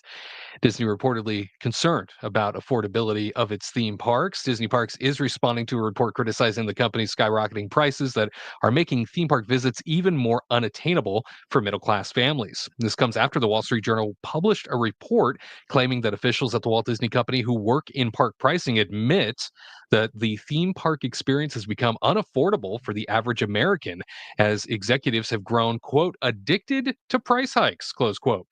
The publication reported the price tag for a 2-day Walt Disney World adventure for a Delaware mom, her husband, and 2 kids topped $3,000, not including airfare and lodging, which her parents covered. Quote, the whole time I was thinking about how much we were spending, Yvonne Kindle told the Wall Street Journal. 2 days of park tickets totaled $1,123, line skipping passes an additional $208, a meal with costume characters another $219, and 2 Mickey Mouse bubble wands added $60.68 to the bill. Internal discussions over whether Disney parks may be losing their grip on families with young kids, many of whom have been loyal customers, have become more common, the publication reported. While attendance at Disney's domestic parks increased 1% in the fiscal year ending in September, that is down from 6% the year before, according to the Wall Street Journal. Additionally, per person spending on tickets, food, and merchandise increased 3% in each of Disney's past 2 fiscal years. Theme parks accounted for 70% of Disney's operating income in 2023, a sharp rise from 41% in 2019. That is a staggering increase.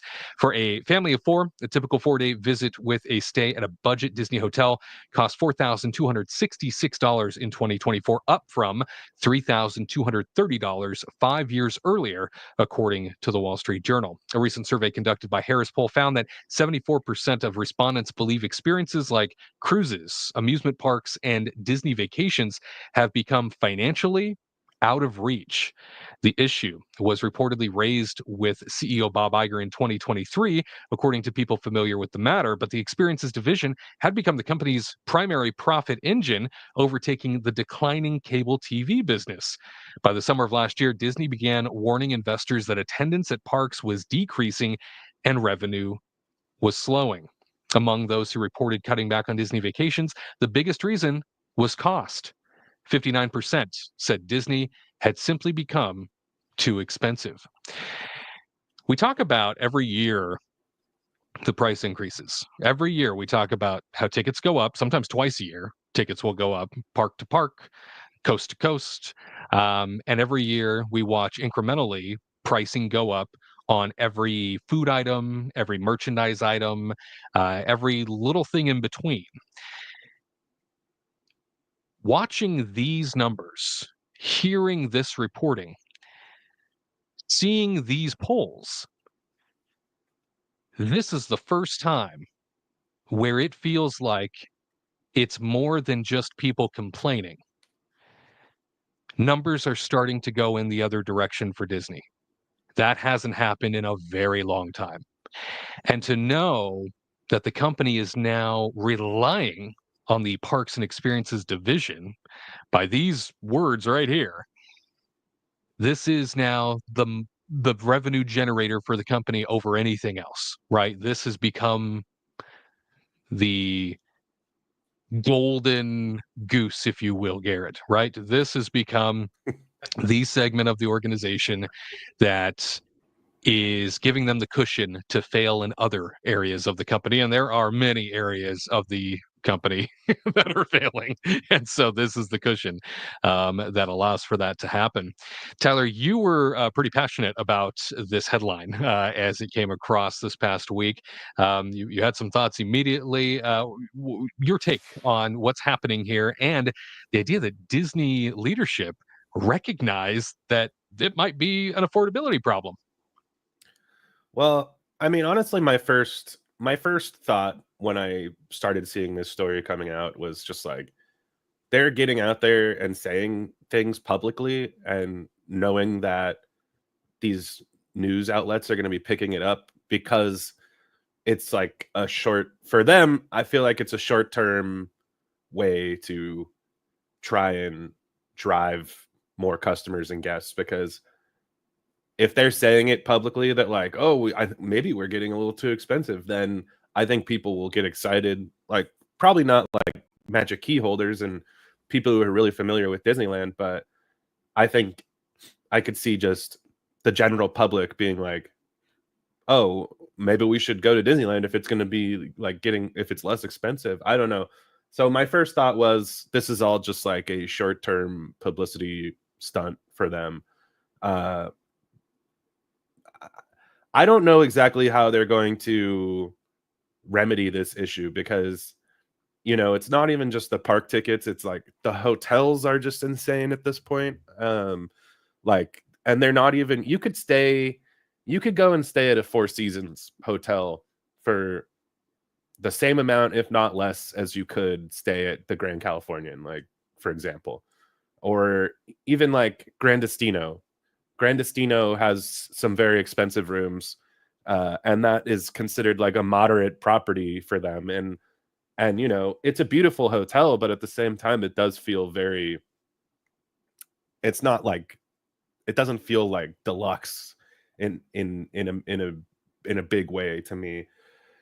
And then just like the food pricing and everything has just gotten insane too. So I don't know if they're just now going to lower prices. Like, what are they going to do? Will they actually lower prices, or will they give you more value somehow? It just, you know, because if we remember when they reopened from COVID, that's to me is like, I mean, they've constantly been raising prices, but I feel like COVID really just made them super greedy, because once they opened from COVID, like, for example, you used to get like a huge portion when you would order a Monte Cristo over at the New Orleans area, and now they've basically split it in half, and you're paying the same price. Oh, and now it's gone up from there. But I'm just very curious to see what they're going to do. I mean, even when it comes to like the beers at like Sonoma Terrace, for example, it used to be like $9 to get a Brother Thelonious. Now it's $15 to get a Brother Thelonious, and they are putting them in smaller cups. So not only are you paying like almost twice as much, but you're also getting less. Like, and that's how I feel like the whole company has been. It's felt like I'm paying more and more, and I'm getting less and less. And it's not even the stuff like the food and the merchandise as well, and the hotels, and it's also that, let's just be honest, the customer service isn't where it used to be. And it just feels like more and more often they have these like little rules that the cast members have to stick to that just make your time not as magical as it used to be. And I don't really know what they're going to do about all this situation, because I mean, it would be unprecedented if they literally started lowering their prices. That would be mind-blowing to me if all these price hikes we've been seeing recently, they just were like, oh, let's reverse some of this stuff. I just can't see them doing that, because I feel like it would make them look bad. Or like, once you start lowering prices, it's kind of like this slippery slope that could go in a number of bad ways as well as good ways for the consumer. So I'm very curious what you guys think as well, what they could possibly do at this point, because I feel like, again, they've dug a hole for themselves, and now it's going to be really hard to find a way out. And I think just getting out there and saying like, oh, we think it might be too expensive, I think it could help them in the short run, but they now need to do something about it. 2021 was the year that everything jumped, mainly because of, and they were using the, of course, excuse of demand pricing, right? Everybody's coming back. We can't have as many people in the park, so we need to raise prices in one category, rob Peter to pay Paul scenario. We have things we need to do, levers we need to pull in order to make business sense to operate, to open. And I think a lot of people were just so happy that Disney was back, right? That there was an opportunity. Now, of course, Walt Disney World reopened summer of 2020. Let's not forget that. But Disneyland did not open until the following year, right? You know, following spring. It stayed closed for nearly an entire year. And so with that, I think so many people were just thrilled to have an opportunity to go back to Disneyland that they were willing to pay whatever. And now the revenge travel, as I think many people are aware of it, revenge travel, this happened across the tourism industry, where people were making up for lost time, right? We were all stuck in our homes and kind of in this place where nobody was able to travel. And then when we were, a lot of people were still very nervous about doing so and just couldn't get themselves to do it. And so for about 2 years, there was a significant gap where people did not travel and did not go out of their way to be exposed to large groups of people, which is, of course, tourism. So fast forward, and revenge travel occurred following that, where basically every tourism sector was inundated with people trying to make up for lost time, paying whatever they could pay to get the experiences back. And now I think we've peaked, right? We've come over that mountain and we're coming back down, and people are like, well, wait a minute. Why are things so expensive? Wait a minute. Why is this so, like you're charging me an arm and a leg, and I was fine paying for that because psychologically I was in a place where I just wanted out of my home, right? I wanted something normal. I wanted something magical again. And now it's like, oh, they have to, they being Disney, of course, now Disney has to pony up. Now Disney has to say, oh, yes, we have decreased the experience over the course of the last couple of years. We have devalued things, to a certain degree, and in essence, have also increased prices left and right on everything that you have come to know. And so while you're getting less of an experience and we're charging you more, we just thought you were happy to be back. I mean, that's kind of where it feels like it's sitting for me. And now they don't know what to do. Certainly in finance, Tyler, as you were mentioning, and the one rule is that you never reverse course, right? You don't lower prices. You can't do that because that's going to look terrible. That's going to look like you admit you have made a mistake and you can't reverse course on revenue. So I think where this is going, this is just me spitballing, we're going to see a ton more promotional pricing for everything. I think we're going to see, free dining out the wazoo. I think we're going to see, stay 4 nights, get 2 nights free, that sort of scenario happening. I think we're going to see a lot more discounting overall, because that's the one thing they can do to try and, in the short term, make sense of this. Garrett, where do you think this is going affordability wise? The company finally recognizing it, according to Wall Street Journal. Well, kudos to them on recognizing, pricing getting high. It's not like you have accountants or anything like that to look at, your numbers throughout the years. But kudos to, a struggling mom and pop company like Disney and realizing that.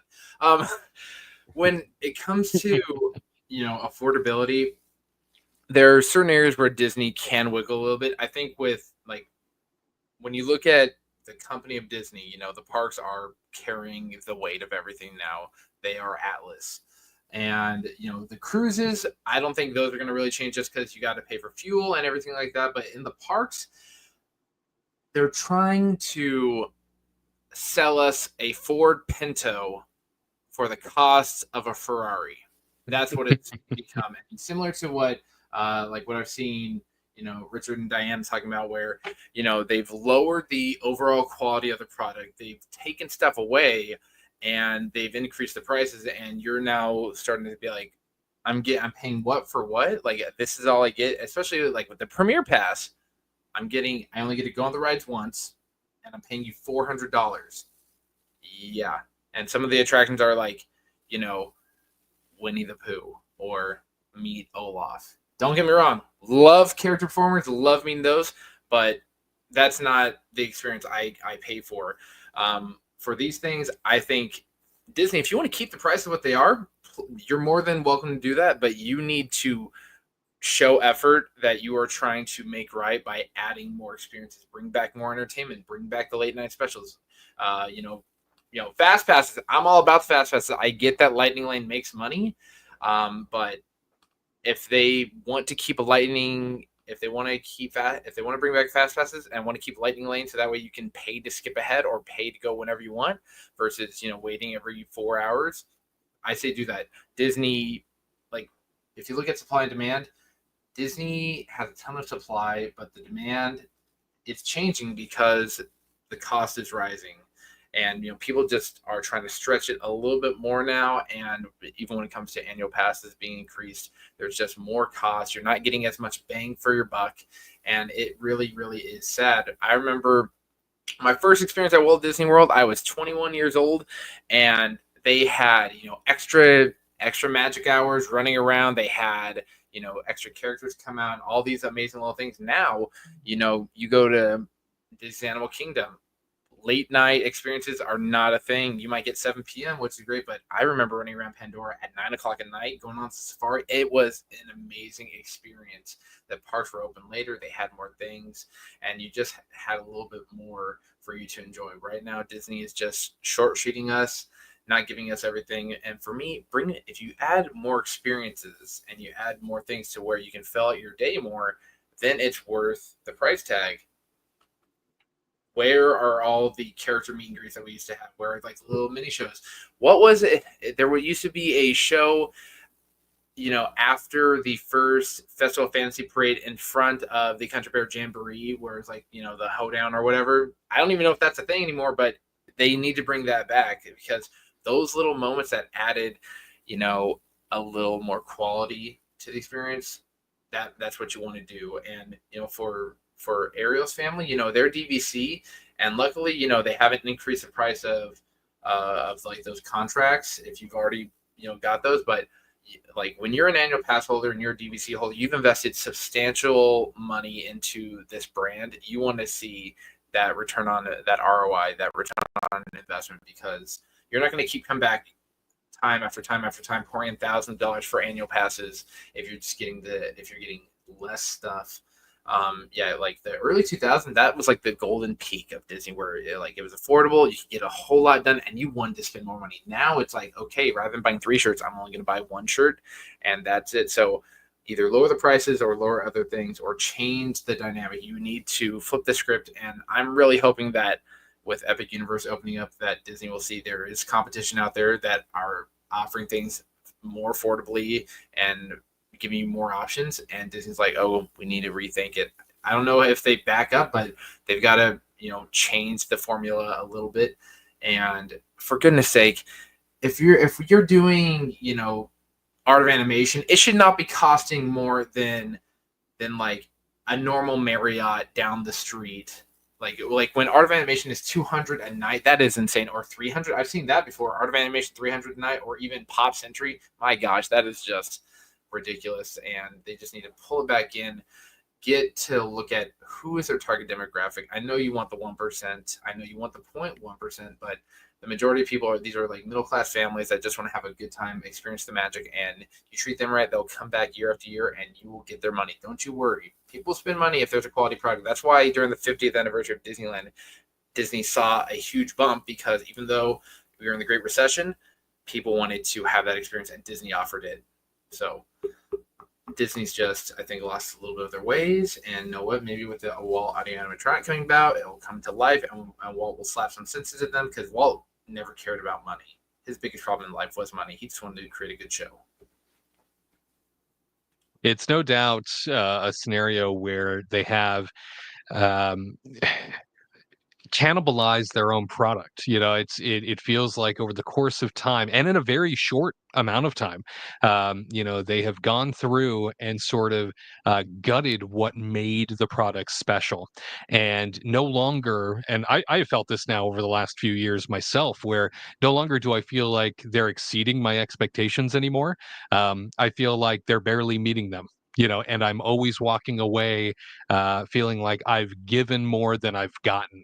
I've given more than I've received. And I thought, man, if I'm feeling that way, I wonder how those once a year families are feeling that save up, that go into debt even. This is we have to remember, especially those of us that have passes and, have the luxury of going whenever we'd like, and, for a far, far less price tag, right?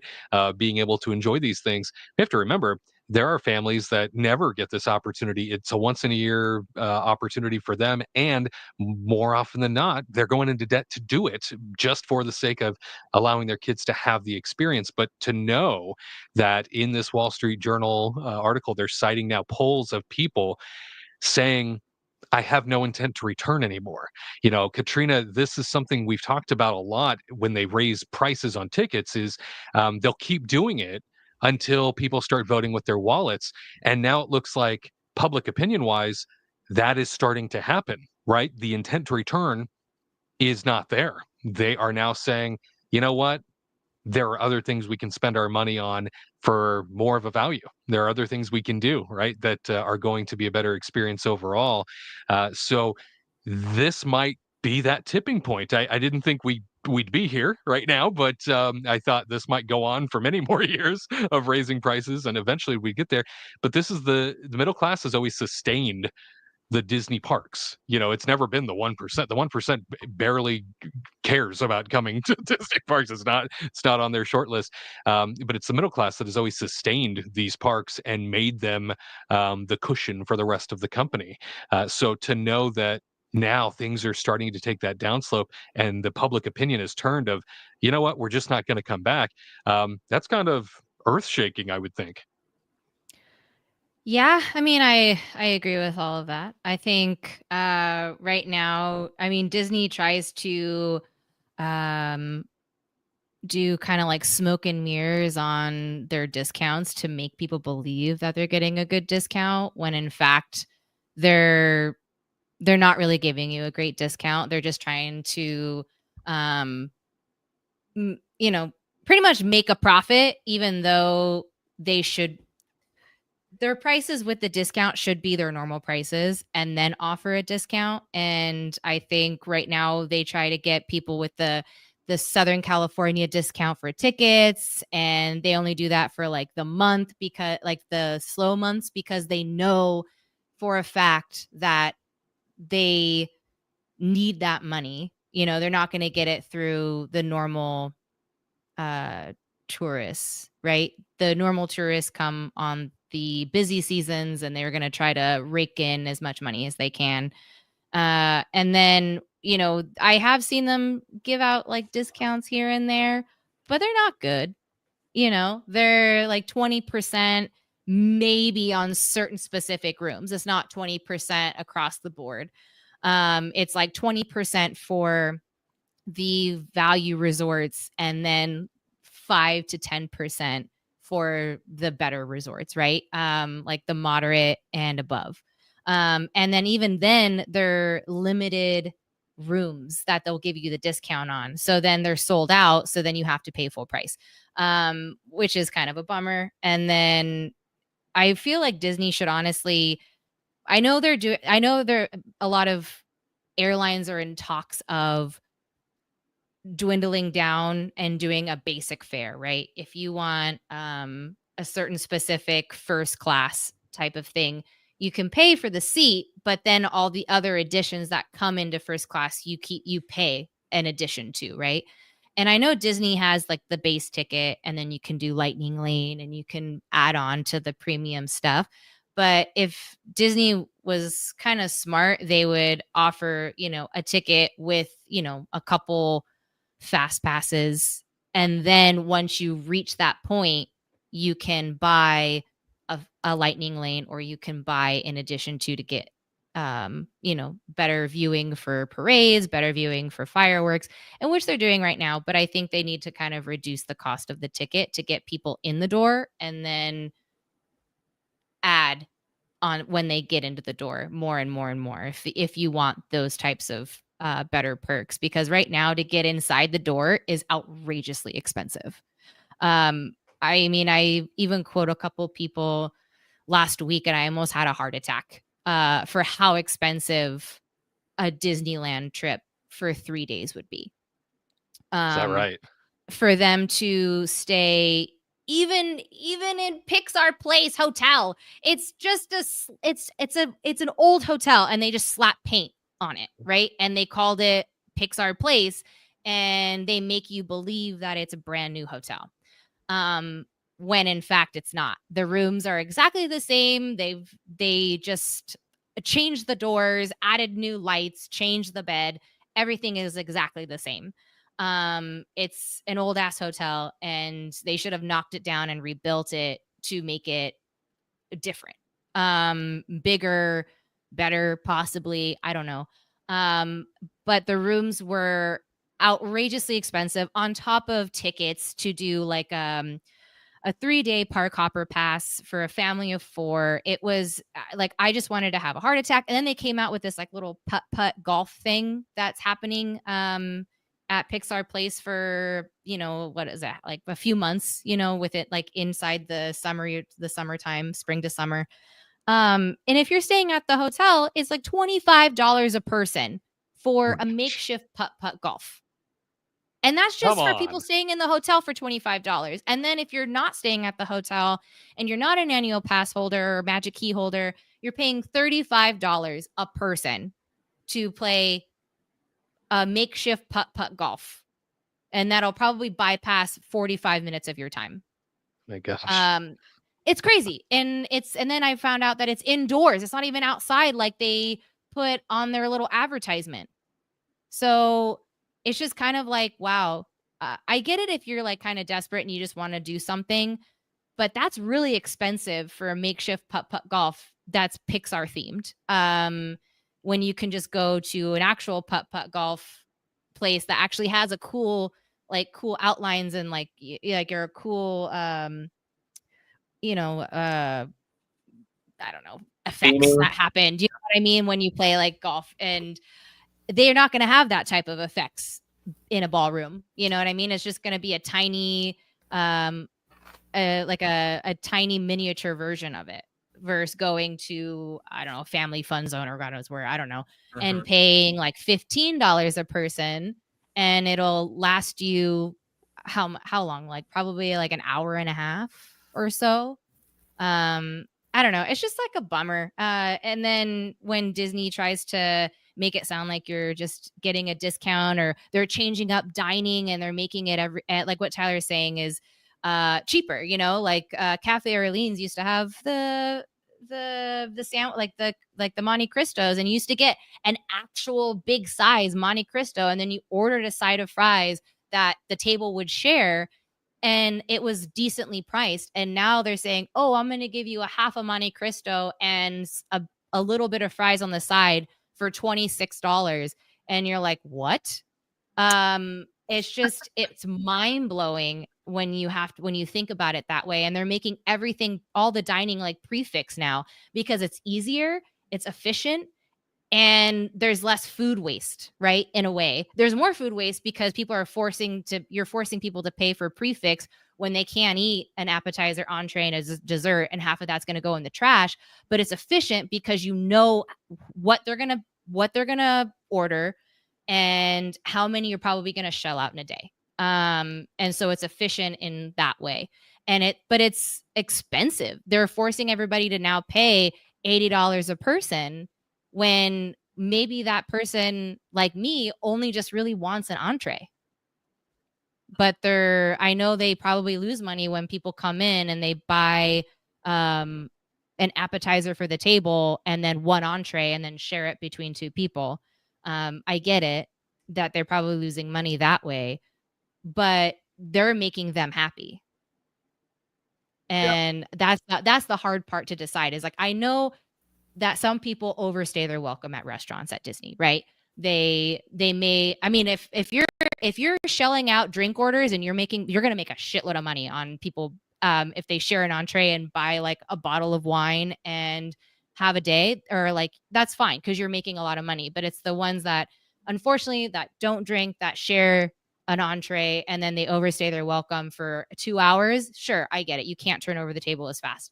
But when they do prefix, you can you're going to have a set amount of money. It's probably going to take you about 2 hours to do, and then you can turn over the table. It's just a bummer because they're forcing everybody to do prefix, and it's just like boring.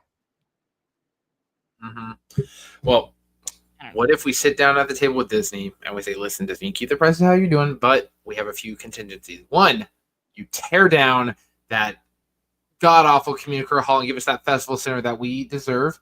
Two, Millennium Falcon, that one gets gone. That's for my boy Tyler. Thank you. 3, Illuminations Reflections of Earth comes back for 5 times in the year at Garrett's choosing.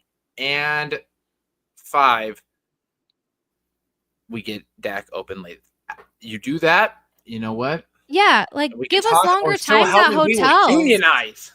Make it worth us staying at the stupid hotels. Like, because right now when I'm trying to get somebody to stay inside, there is no perk for clients of mine to stay at a Disney property in Disneyland because I'm like, you can literally stay across the street and you'll probably save $300 and you're going to walk across the street. Because right now there is no perk for you to stay on a Disney property because you don't have a special line to get inside the parks. You don't have priority access into security. You don't have like 2 hours or an hour before, like 2 hours before park time or 2 hours after park hours to do anything.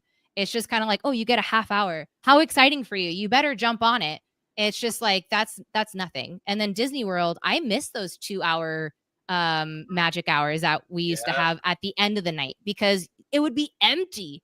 And it would be a perk to stay at a resort to get the 2 hours extra at the end of the night because we had a ball. We would always go to Magic Kingdom and just ride tons of rides then. And bring back Pleasure Island. That's my last request. Yeah. But what you're saying is right. The quality just isn't there. Like the value resorts are not value. They're not value or valuable. And yeah, it's cheaper to just stay across the street at a Marriott than it is to stay there. Grand Cal is by far probably one of the most beautiful Disney hotels I've ever gotten to stay in. I've gotten to be there twice, once as an adult, once as a kid.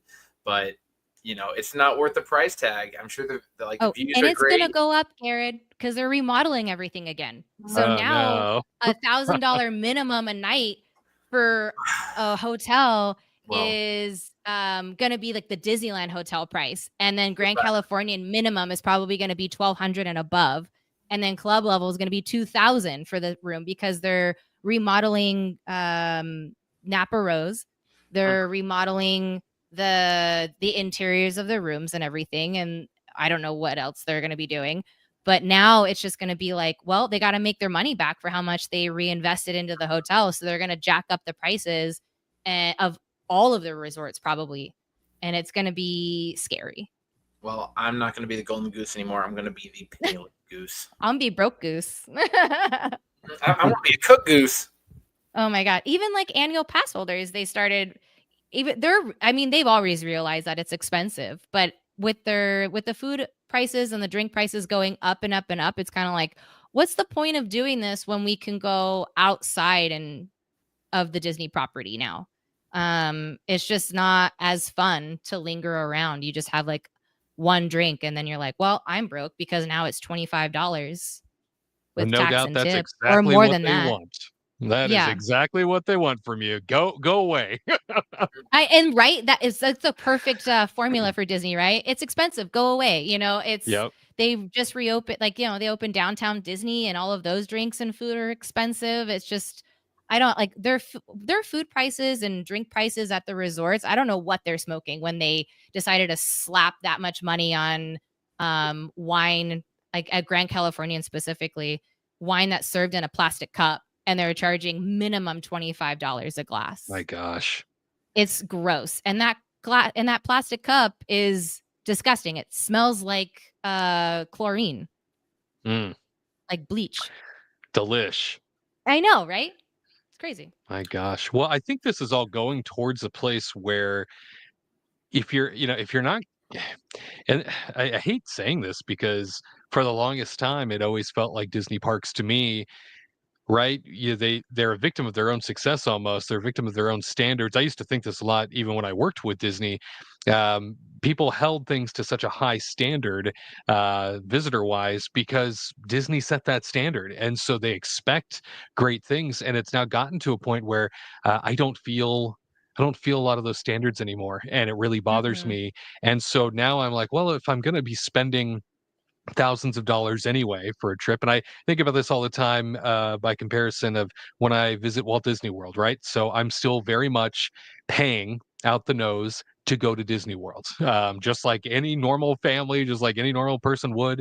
I'm spending a lot of money to go to Walt Disney World, to stay on property, to do those things. Now, certainly you can save a lot of money by not staying on property, but that you're hoofing it in, right? You've got to find your transportation on in if you're not going to get a rental car, and all of those things really add up. And so now it's gotten to a point for me where I'm like, gosh, And Garrett, you might be able to speak to this too, because you and now your family by proxy, your in-law family, you all are spending, I'd noticed, a lot more time taking Disney cruises versus the theme parks. Yes. Is there something to that? Yes, there is. We found that, like, while we may have annual passes to the parks and stuff, it's just not worth the time and effort. You spend, your annual pass. Essentially, if I go to the park 7 times in 1 year, I've gotten my value out of my pass because of all the different perks and stuff.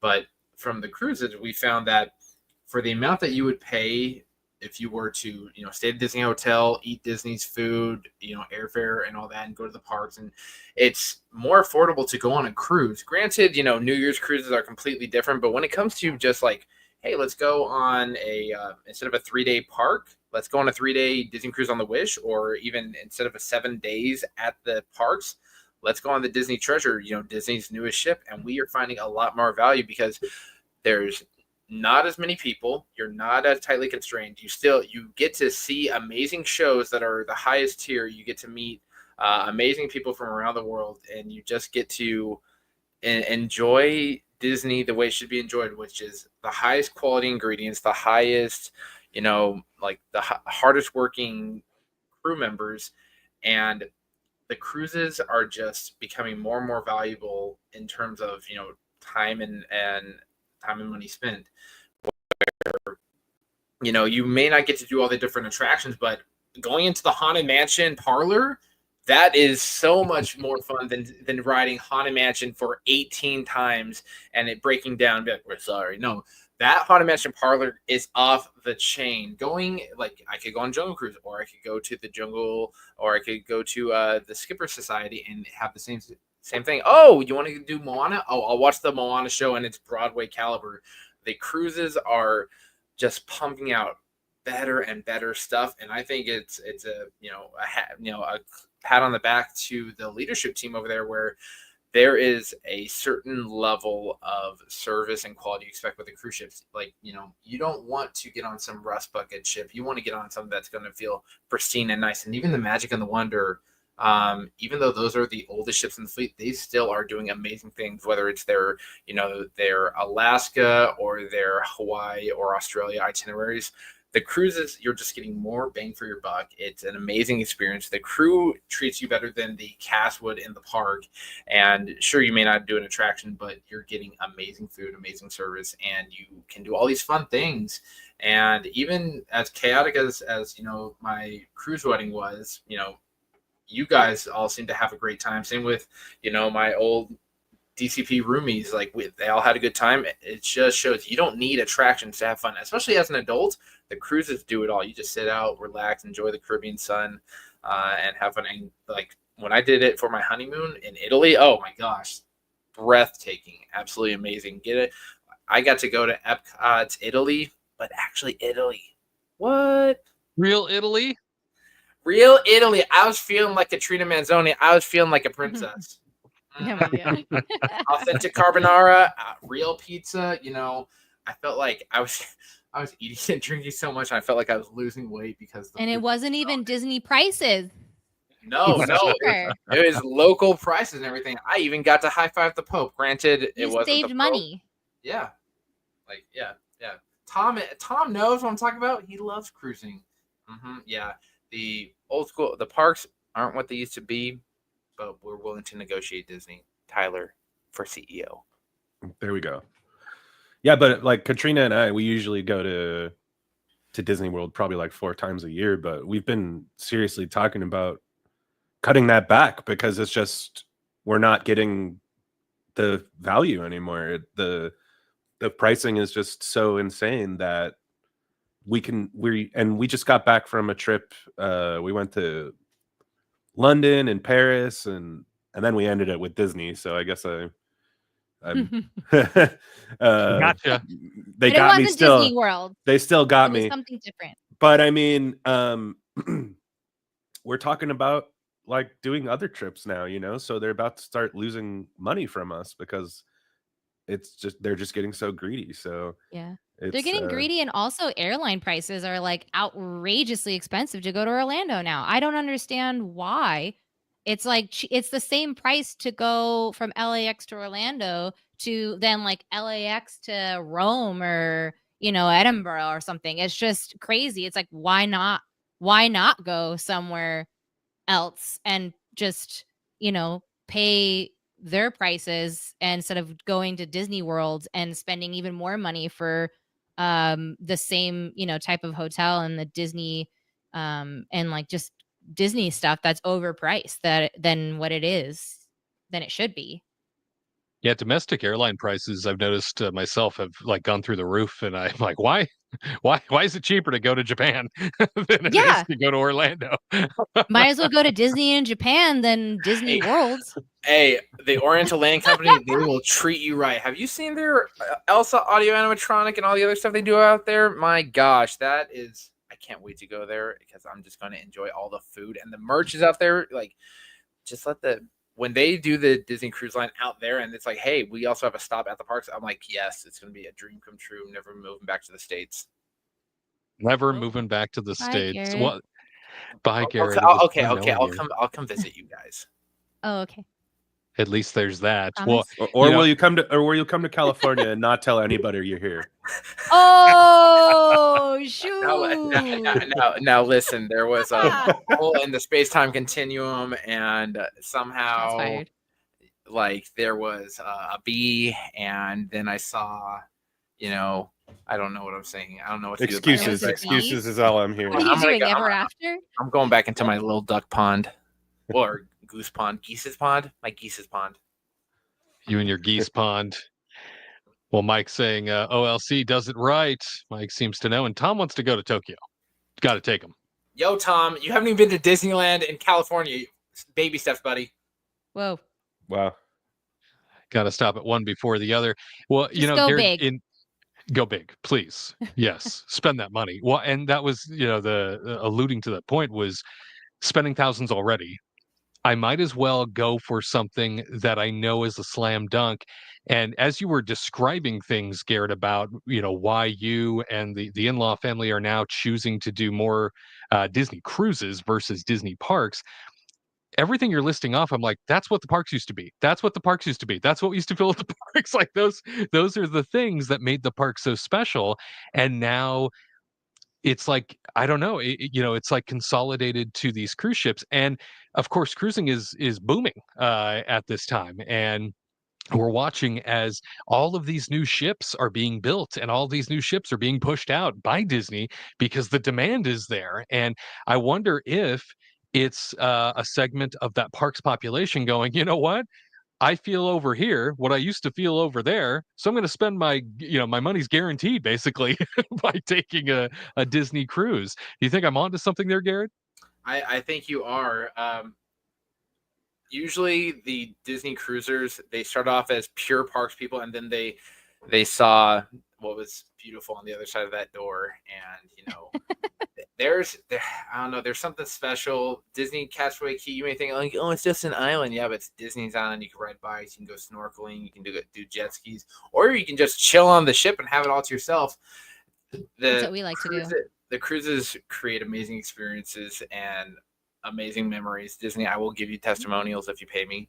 And you go to countries that you can never really go to. You know what I mean? Yeah. That's the thing that's the beauty of it too. Is like you don't have to, you can unpack and just end up in another country overnight. Oh yeah, when we were over in Europe, we were in different spots in Italy every single day, and it was just like a new experience. And like, hey, I hop off the ship, get back on. It's like my home away from home, and it's the quality is there. Plus, Pirates Night, it's amazing. Pirates Night. There's room for everyone on Pirates Night. You just like, where else can you have fireworks on the ocean? Nowhere, because Disney's the only company that has the right, because they've got special technology. And for those who are so great. Mount Rushmore. For those who are interested, Garrett, your series now for the last couple of weeks, you basically are sharing what it was like to be on the Disney Treasure through its first holiday season, through the New Year's celebration, and we've been rolling out those videos here on the channel. So for anybody interested in what Disney cruising is like, you never done it before, the newest ship, the Disney Treasure, Garrett has had the opportunity to experience firsthand, and now he's sharing it here on the channel. What's your key takeaway from the Disney Treasure? It's better than the Wish in all ways, shapes, and forms. It was put together with love and care, and there's so many details that, after one cruise on it, I need to go back and look for more. I noticed as I was getting off the ship, I noticed just around the frame to get off the ship, I'm like, oh, that's from Aladdin and everything. I didn't even realize that, because there's so many details going on. So the Treasure is definitely worth the experience, from the shows to all the ornate little details. It's got something for everyone, and it is just an amazingly beautiful ship. It has this warm, adventurous, exotic feel to it that the Wish doesn't have, because the Wish is more luxurious and regal.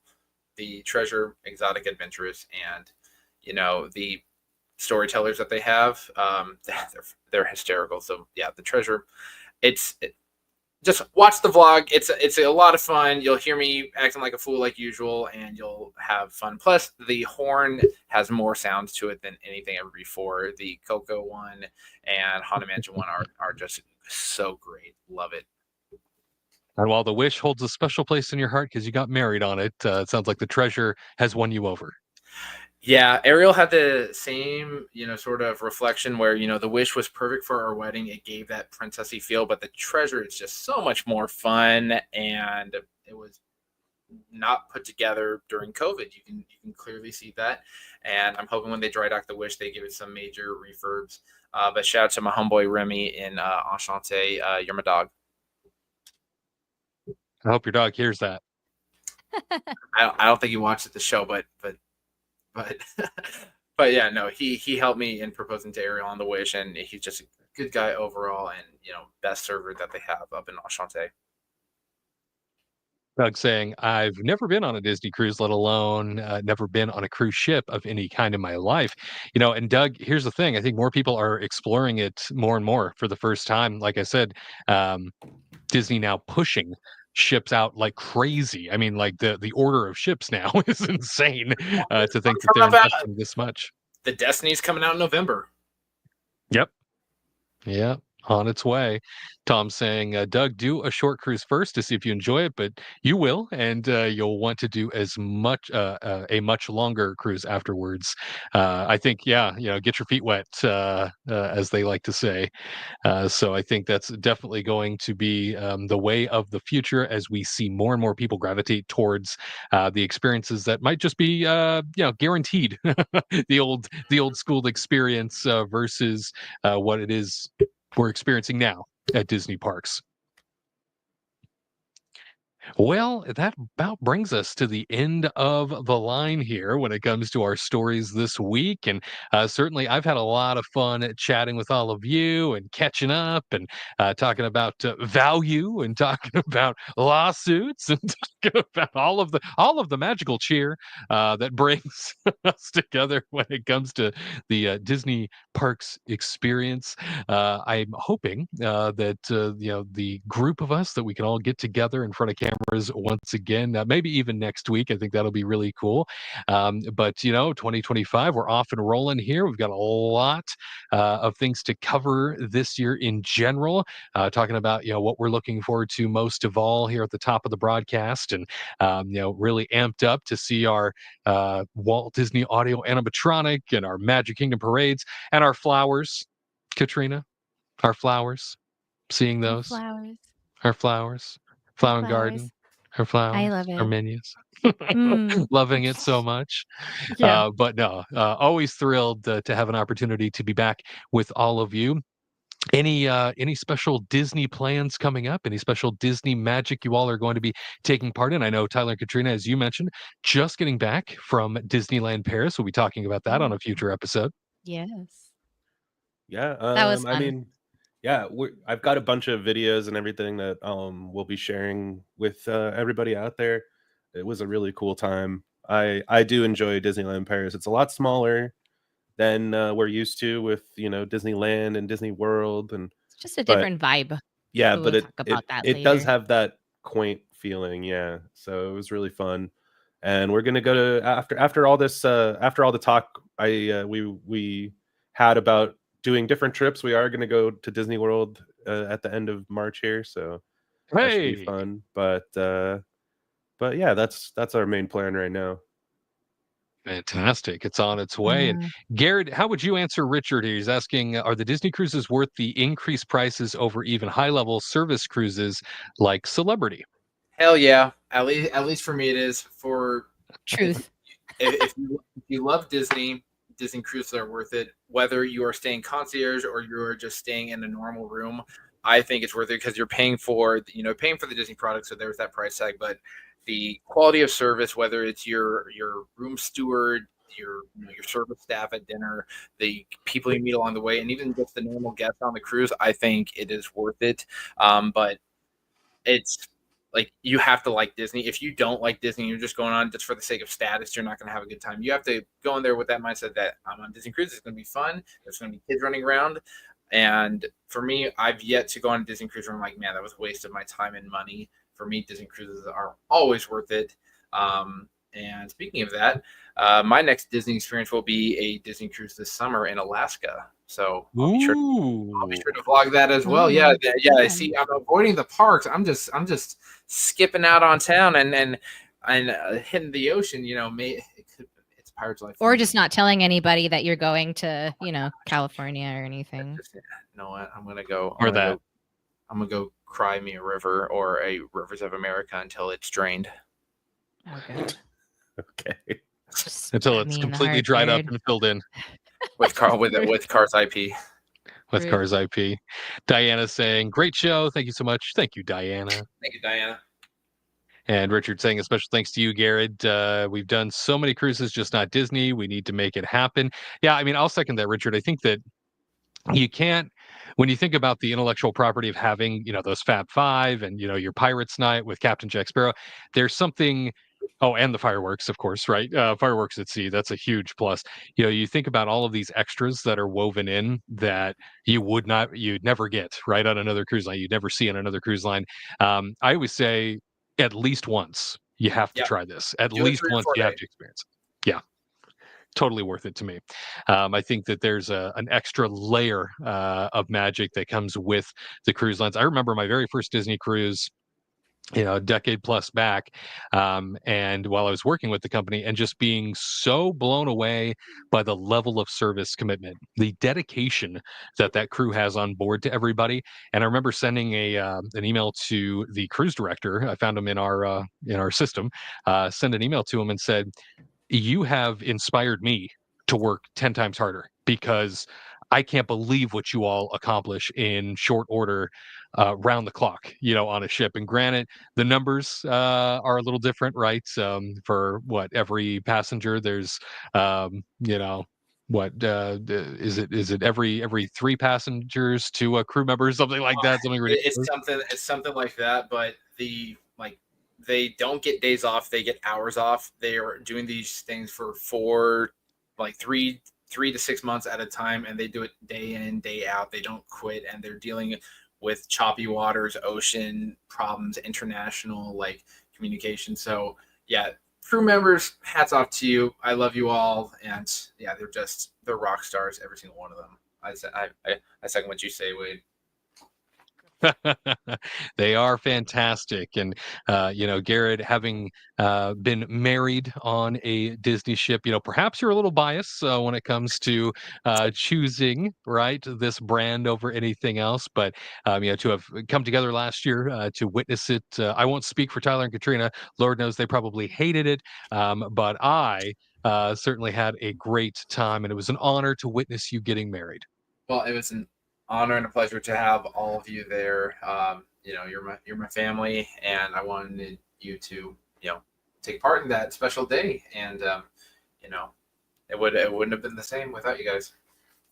No, it was a lot of fun. I had a great time. Now I just really want to go on the treasure, though. Yo, let's do it. I'm down, man. I'm down. I think the worst part about the Wish is that Star Wars bar. That thing was a joke. That's Yeah, that was not my favorite. Just go to Haunted Mansion Parlor and you will cry tears of joy. Oh, yeah, so beautiful. Yeah, other Haunted than that, Mansion it bar was- is pretty brilliant. Yeah, it seems cool. But yeah, the Wish was nice. I feel like I'm a dream boy myself. But We can do another drinking class. And I can show off my skills like last time. there you go. Yes, nobody drinks better than Garrett. I'm a pirate, man. That's why the rum's always gone.